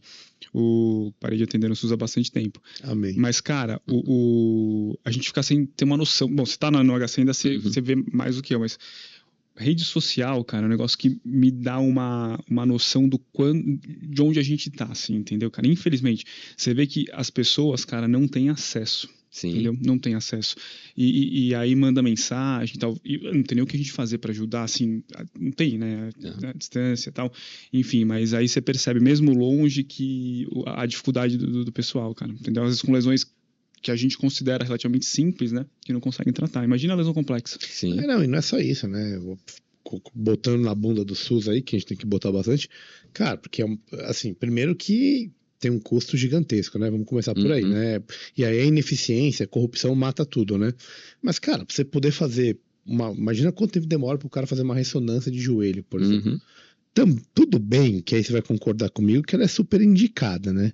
Tem muita gente que nem precisaria fazer, cara, tinha que tratar com um fisioterapeuta antes para depois ir fazer uma porra de uma ressonância de joelho. Tem uma cultura médica no Brasil que tem um problema envolvido. Sim, o Brasil é o país que mais pede ressonância. É óbvio, né? É isso. Até porque existe uma demanda, né? Sim. Porque assim, se não fizer um exame é porque não foi tratado. Mas é cultural, né? Mas eu acho que ainda não sei, né? Mas quanto tempo o cara demora pra fazer uma Mas acho que no SUS ainda não tem uma hiperindicação assim tão violenta, entendeu? Dá uma segura, mas quanto tempo o cara demora pra fazer uma ressonância? Não faço ideia, não sei. Se para fazer um ultrassom de mama demora 6 meses, meu rei, você fazer bota aí no custo. Quanto que custa uma ressonância? Mas muita gente tem feito, né, nas clínicas populares, né? Quem tem uma condição de pagar o exame. Clínicas populares a gente tá falando não é o Estado, não é o SUS. Não é o SUS. É uma prestação de serviço. O cara paga do bolso, né? O cara...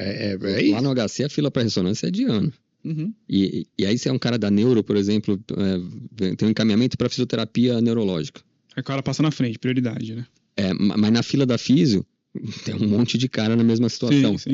É mais de ano. Para um cara que a maior janela de reabilitação para ele são os primeiros meses. Ele vai ser chamado e já tá... nesse sentido aí que você estava falando, de repente, de melhorar o acesso, telefisioterapia. Acho que é animal. E de repente até para orientar o outro profissional do outro lado da tela, né? Sim. Tipo uma teleconsultoria, sei lá. Acho que entra um pouco na história do Pareto, talvez não 80%, mas uma boa parcela vai ter resolução completa com a tele. Tem estudo na Austrália que mostra que pós cirurgia de artroplastia de quadril, tanto faz reabilitar tele ou presencial, dá o mesmo resultado. Então, acho que é um puta... Doideira, eu tava conversando com a minha esposa hoje. Dá o mesmo resultado? Ela vai mostrando um trabalho... Na Austrália, que é uma físio um pouco diferente da nossa também, mas eu acho que é por aí mesmo. Não, mas cara, eu tava conversando com ela sobre isso hoje, ela mostrou um estudo, é um grupo, talvez tenha alguém que tenha pensado como você, criando os caras criaram um negócio que você precisa reabilitar alguma coisa. Mas na verdade foi com um profissional de educação física. Aí você filma a sua casa. Então o cara, sei lá, tem um sofá, tem uma cadeira, aí com o que você tem na sua casa, a pessoa cria um protocolo de reabilitação e te passa isso. Então, você não precisa nem sair de casa, né? Que são coisas mais simples, mas, para quem não tem tanto acesso, facilita muito, né? Mas eu achei bem interessante, cara. Que doideira, né? Você é fudido. Pra quem tem uma veia empreendedora boa, tem uma coisa que eu acho que funcionaria muito. Seja, de repente, uma parceria com a Smart Fit, que tem pra todo lado. Faz uma salinha de reabilitação lá com uma câmera, com vídeo, e uma câmera que filme o paciente executando e uma televisão para ele receber instrução. E num QG qualquer, tipo, a gente tá aqui no Beyond the Cave e tá ensinando o cara a fazer fisioterapia na Smart Fit. Sim. Aqui, lá, dá pra atender o cara no Maranhão. Corrige isso, corrige aquilo. Com atendimento online, equipamento de baixo custo, né, cara? Precisa de uma televisão, talvez, uma câmera. Celular. Sabe o que isso me lembra, velho? Aquelas fitas que você tinha da década de 90 dos caras. Do cara como que fazia o exercício, tá ligado? Aí você botava uma fita, um videocassete. Tava imitando, né? O que foi, PV? Tô pertinho. É isso, não. E aí a tiazinha ali mandando abdominal ali, ó, não. Isso aí tem no YouTube agora, né? Tem os caras que dão aula no YouTube, você segue lá, faz aquele. Isso tem. Ô, PV, você tá aí? Tá ao vivo aí? Volta aí pra nós aí. Agora você é nosso. Fala comigo. Você é o nosso sombra aí. Bota, tá ouvindo aí, meu rei? Opa! Como a gente já tá aqui, tem 1h30 de rolê, eu queria partir pro final e eu queria primeiro que você fizesse a pergunta do nosso apoiador aí, agora que você é o nosso outsider aí. Manda a pergunta do apoiador nosso, por favor. Voz da consciência, né? A voz da consciência, meu Deus. Tamo fudido. Ô, meu velho, cachorro, deixa eu te fazer uma pergunta aqui, ó. Aumenta um pouco o teu microfone aí que tá baixo. Tá. Agora tá bom, né? Agora foi. Foi um pouquinho mais. Caralho, eu tenho que ser técnico de som nessa merda também. Deixa eu te falar aqui, ó. Como você vê o papel das tecnologias na corrida? Especificamente nos calçados. Pergunta do nosso apoiador, o Caio Pinto. Caramba, esse nome é sacanagem. Quem? Tá de sacanagem, Pedro. Não, isso. É tipo aqueles pau lá feijão. José Picadura. Tem vários candidatos lá do grupo que podem ter mandado esse nome aí. O resto. É o da com certeza. O resto eu fiz nas poeiras. Caio Pinto.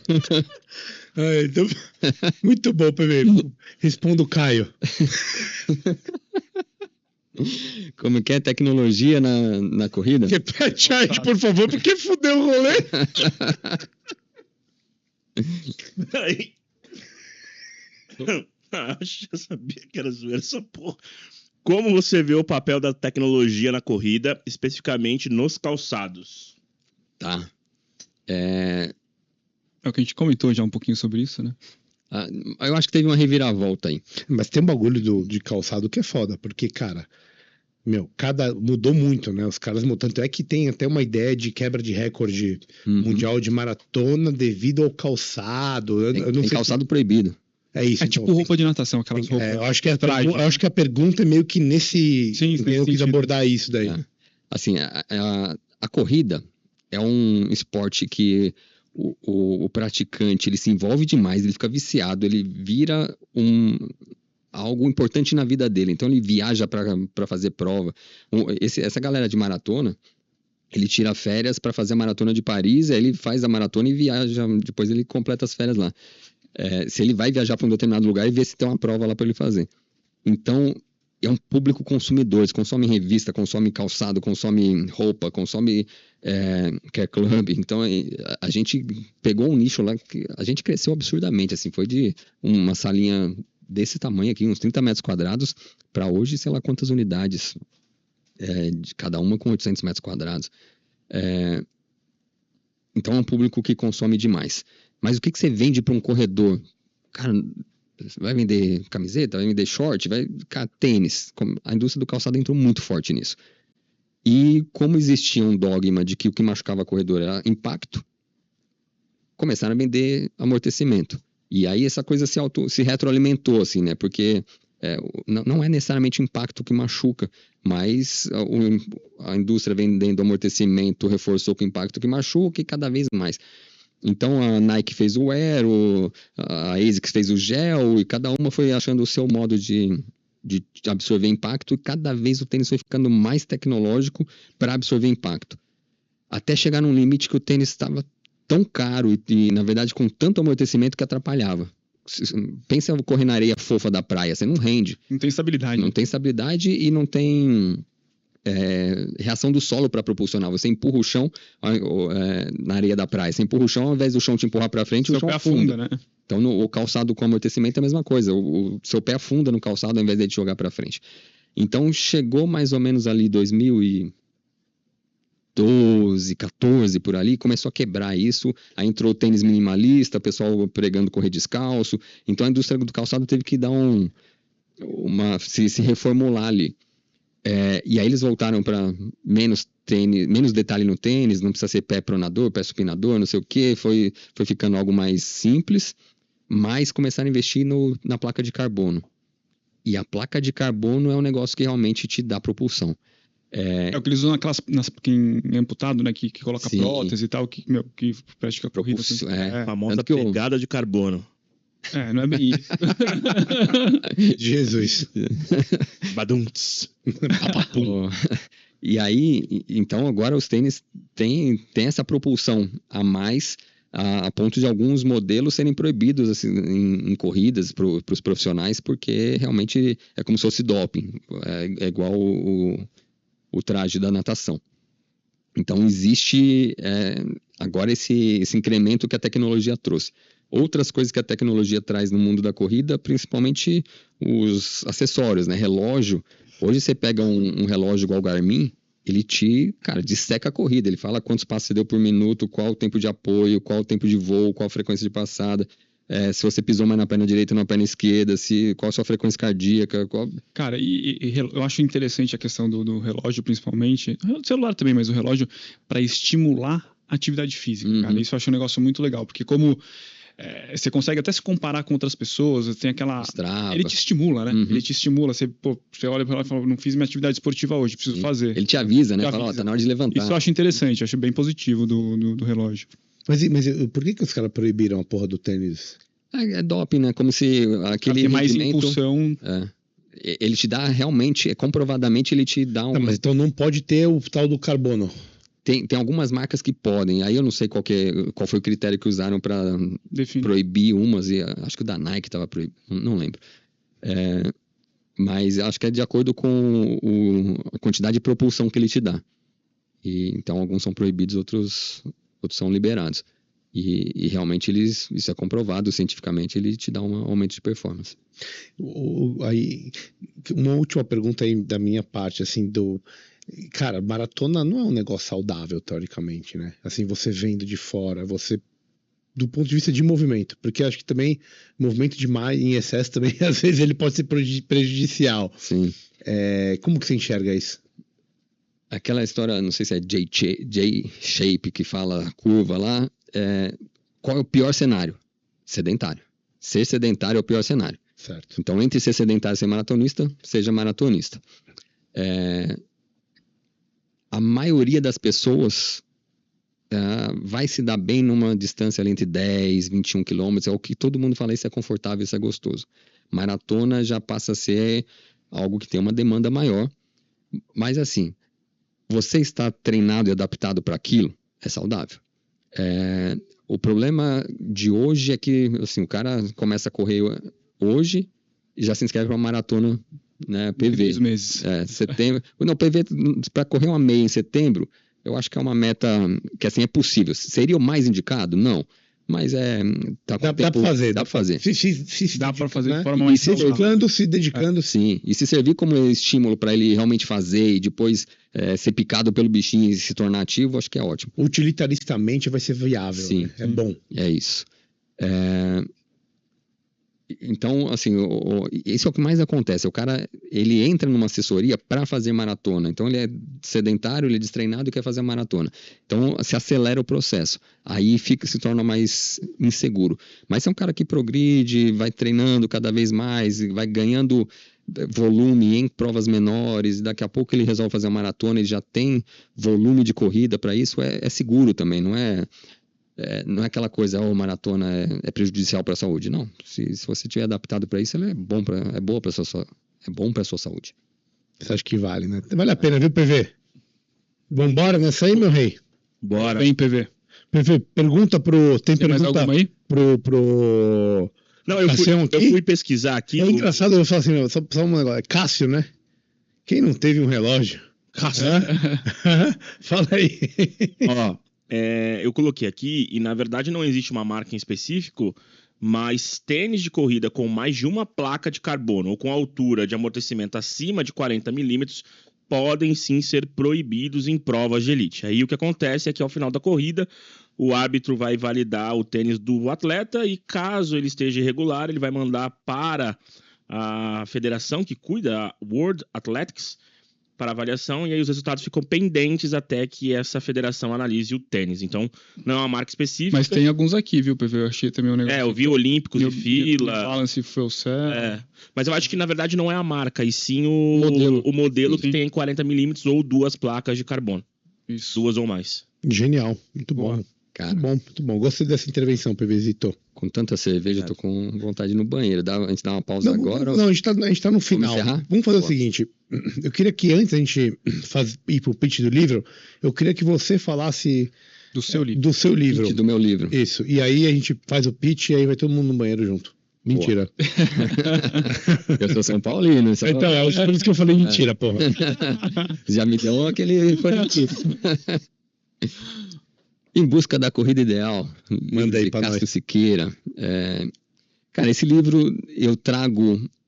esse livro é voltado para o leigo, para o corredor leigo, mas que também vai ajudar o profissional de saúde que atende corredores. Aqui eu trago um pouco do que é o movimento ideal da corrida, quais são os movimentos, quais são as falhas de movimento que estão mais relacionadas com cada tipo de lesão. As lesões do corredor normalmente são em estruturas de apoio e acontecem na fase de apoio. Então é lombar para baixo, né, você fez uma pergunta a respeito disso, lombar, quadril, joelho, tornozelo, fáscia plantar e canela. Para o iniciante, canelite é um problema sério. Canelite é foda, velho. Essa Mano, realmente essa é chata. É foda. É foda. E é chata de tratar, é aquela que, mesmo corrigindo a mecânica, ainda precisa regular muito bem o volume de treino para ajustar. Então aqui tem qual é o movimento ideal, quais são os movimentos que te machucam, e tem um roteirinho para você melhorar seu padrão de movimento. Então tem um protocolo de exercícios didaticamente organizado para você, se você seguir pelo livro, você já consegue melhorar o seu padrão de movimento. Legal, hein? Bom. Eu não vou comprar porque eu vou ganhar, senão eu compraria, fica aí a dica. E deixa eu falar que esse livro já ganhou um pitch do livro. O Alexis levou para casa. É verdade, o Alexis, é verdade. Não leu, acho, sem vergonha. Mas... Não, deve ter lido, o Alexis é bom. Eu perguntei para ele no Instagram, ele falou que não, quando ele foi para o Everest, não tinha lido ainda. Agora ele vai ler, pô. Lá ele não teve tempo de ler, porque não dá nem para pensar, meu velho, não dá nem para pensar. Vamos pro pitch, então? Bora. Pode ser, Bisnaguinha? Só fala pro Cássio falar onde tá disponível o livro dele para compra. Boa. Inclusive, PV, quando soltar a galera, vamos botar o link aí? Link. Bora. Link estará aqui. Na descrição. E você vai botar ali pra galera comprar esse livro maravilhoso. Esse livro está disponível na Amazon. Ele foi feito para ser um e-book, então a melhor versão é o e-book do Kindle. Então a impressão até não é um bom material, né? E quem for comprar esse livro impresso na Amazon não vale a pena, porque ele é impresso nos Estados Unidos, em dólar, vem com frete, então ele vai chegar aqui, tipo, sei lá, com a variação dólar chega a uns R$90. Não vale a pena. Aí o autor dizendo, não pague R$90 nesse livro. Mas se você me procurar no Instagram, Cássio_Siqueira, eu consigo trazer esse livro muito mais barato. Então, quem fizer questão do impresso, me procura que eu tenho. Boa. PV, explica aí pro convidado, que é óbvio que ele sabe, mas pra galera que não conhece, o que é o pitch do livro, que o Dr. Daniel Hidalgo vai falar quais são os livros para a escolha do convidado. Vamos lá. Pô, o cara tá há 35 anos no grupo, óbvio que ele sabe do pitch do livro, mas quem tá em casa e não assiste ainda o Beyond the Cave, é o seguinte, a gente, assim como o Cássio já fez o pitch do livro dele, forneceu ali algumas informações importantes sobre o que se trata o tema principal da obra dele, o Regis e o Daniel também trouxeram 2 obras, na qual esse momento vai ser separado em 2 frentes. Na primeira, eles vão apresentar quais foram os livros que eles trouxeram, e aí o Cássio, com base no bate-papo, com base no que ele conhece do Regis e do Hidalgo, vai ter que adivinhar qual livro cada um deles trouxe. E aí é 50%, tá fácil de acertar hoje. Será? E aí depois... É 50 ou 0, né? Tem esse problema, né? É verdade. Ou é tudo ou é nada. E aí depois eles vão fazer o pitch ali, cada um deles, falando um pouco mais sobre essa história e como que eles vão vender isso para o Cássio. E aí depois o Cássio vai escolher o pitch vencedor e vai levar essa obra para casa. Ó, se não teve maracutaia, eu aposto aqui que eu vou tirar 100%. Então vamos lá. Apresente, por favor, os Vou livros. apresentar esses 2 livros aqui. Essas 2 belíssimas obras. O primeiro é Paulo Francis, polemista profissional. Mostra pro povo ali, ó. Tá. Quem que escreveu? Vamos lá. Foi escrito por Paulo Eduardo Nogueira.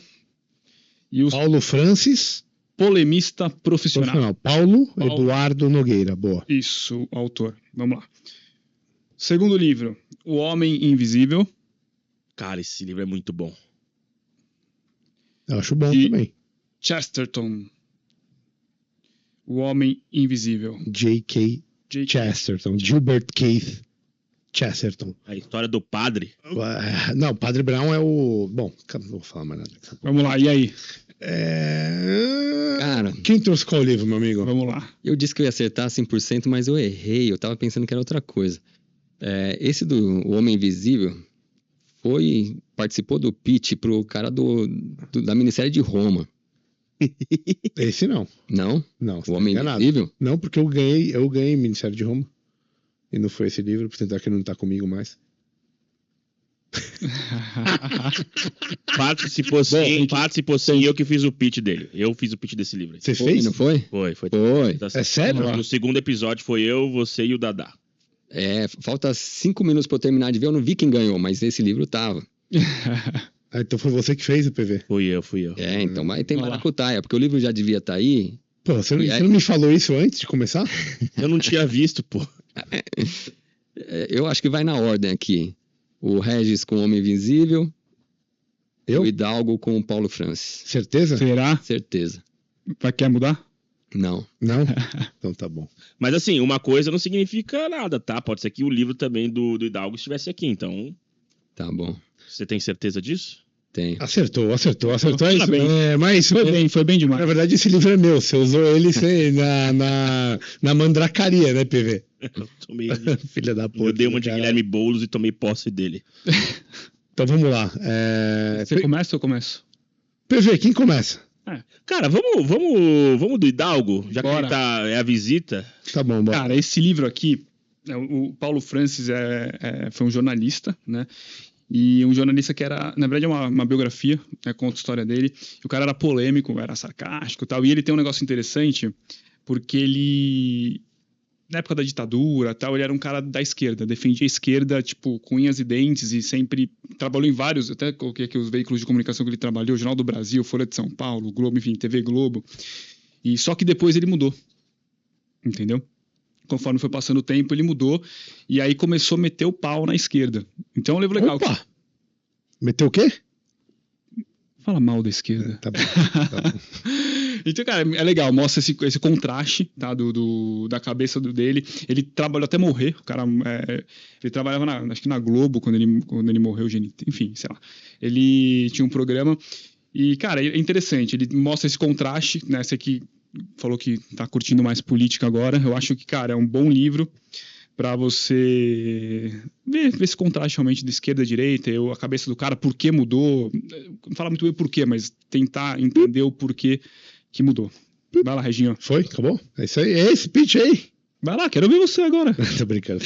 Muito bom. E assim, meio esquerdista, mas tudo bem. Só vou fazer esse comentário. Não, o cara... Ele contrariamente a isso, eu te trago o Chesterton, que, cara, que é o Padre Brown, conhecido como seu nome de ficcioso, né, de ficção, seu personagem de ficção. E por que eu tô te falando, por que eu trouxe ele? Porque esse cara, ele é o pai do paradoxo, tá? E quando a gente fala de esporte, existe um paradoxo, que é o paradoxo de até onde você pode ir. Porque a partir do momento... Foi até o que a gente falou, né? O esporte, ele pode começar a fazer algo que utilitaristicamente não é bom, que ele é ruim. E isso aqui é um livro de contos, na verdade. Então tem alguns contos aqui dentro, e ele tem sempre um enigma. É um livro majoritariamente policial. Só que ele tem sempre um enigma. E o enigma é o paradoxo. Então, no final de cada conto, você espera uma coisa e, na verdade, é exatamente o contrário. Então, ele te explica como se ele não estivesse te explicando. Que é como o esporte pode te ensinar a vida. Pode ser na batalha, quando você perde, você está perdendo, mas ele está te ensinando. O que é um paradoxo. Então, cara, foi a única coisa que eu pensei que poderia ser diferente. Pensei em trazer Heráclito, mas eu acho que Chesterton é um cara genial. E só mais um detalhe. Ele era um cara tão genial que ele era extremamente prudente. Ele tinha críticas ao capitalismo e críticas ao socialismo. Óbvio que a gente está falando de um cara que viveu de 1870 a 1940, mais ou menos, né? Ele não tinha tanta informação quanto a gente tem hoje, mas ele era extremamente crítico. E por isso que, assim, por mais que ele criticava o conservadorismo, hoje ele é tido como um dos caras que tinham ideias conservadoras para a época. Esse é meu pitch para você, meu amigo. Você foi bonzinho de não fazer pi para ele. É verdade, não foi rápido, demais, né? Não foi rápido pra caralho, velho. O cara tá treinado no pitch, né? Não venho aqui sempre, né? Então. Vamos lá, vamos pra verdade aqui, vamos ver quem ganhou essa E aí? Ô, PV, na próxima eu vou botar um pra você fazer aí de fora, hein, velho? Ah, beleza, fechou. Fechou? Já que agora a gente tem um novo modelo. Não, o modelo não é. O modelo não tá aqui, não. Irmãozito, E aí? qual foi o melhor pitch? Qual livro você vai levar pra casa? Cara, os 2 pitches foram bons. Eu fiquei com vontade de ler os 2. Tá sendo político, essa parte é agregadora dele. Com muito peso no coração, porque eu fico torcendo pro Regis perder quando eu ouço. Ah, vai se ferrar, velho. Por que isso? Porque eu sempre quero ver corintiano perder, né? Que aqui os dois Aqui não tem jeito. Aqui não tem jeito, tá empatado. Eu vou de Chesterton. É isso, é isso. Eu tô invicto esse ano. Tá bem. Tô invicto, 2 seguidas, seu visitor.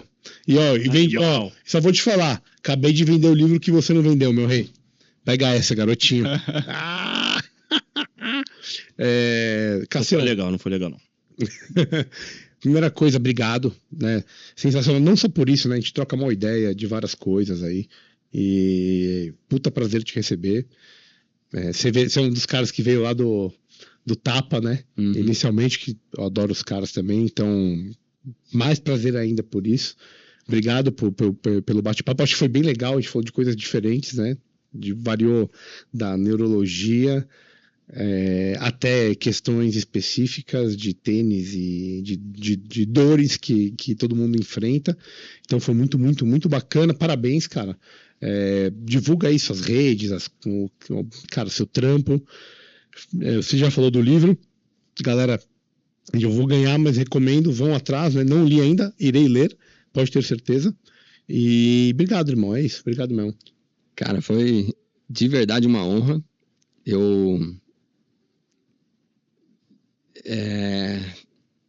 Deu nervoso vir pra cá. Porque acho que todo mundo fala isso, mas aqui já sentou Bernardinho, já sentou, sei lá, se entrevistaram o Monark, o Thales Gomes.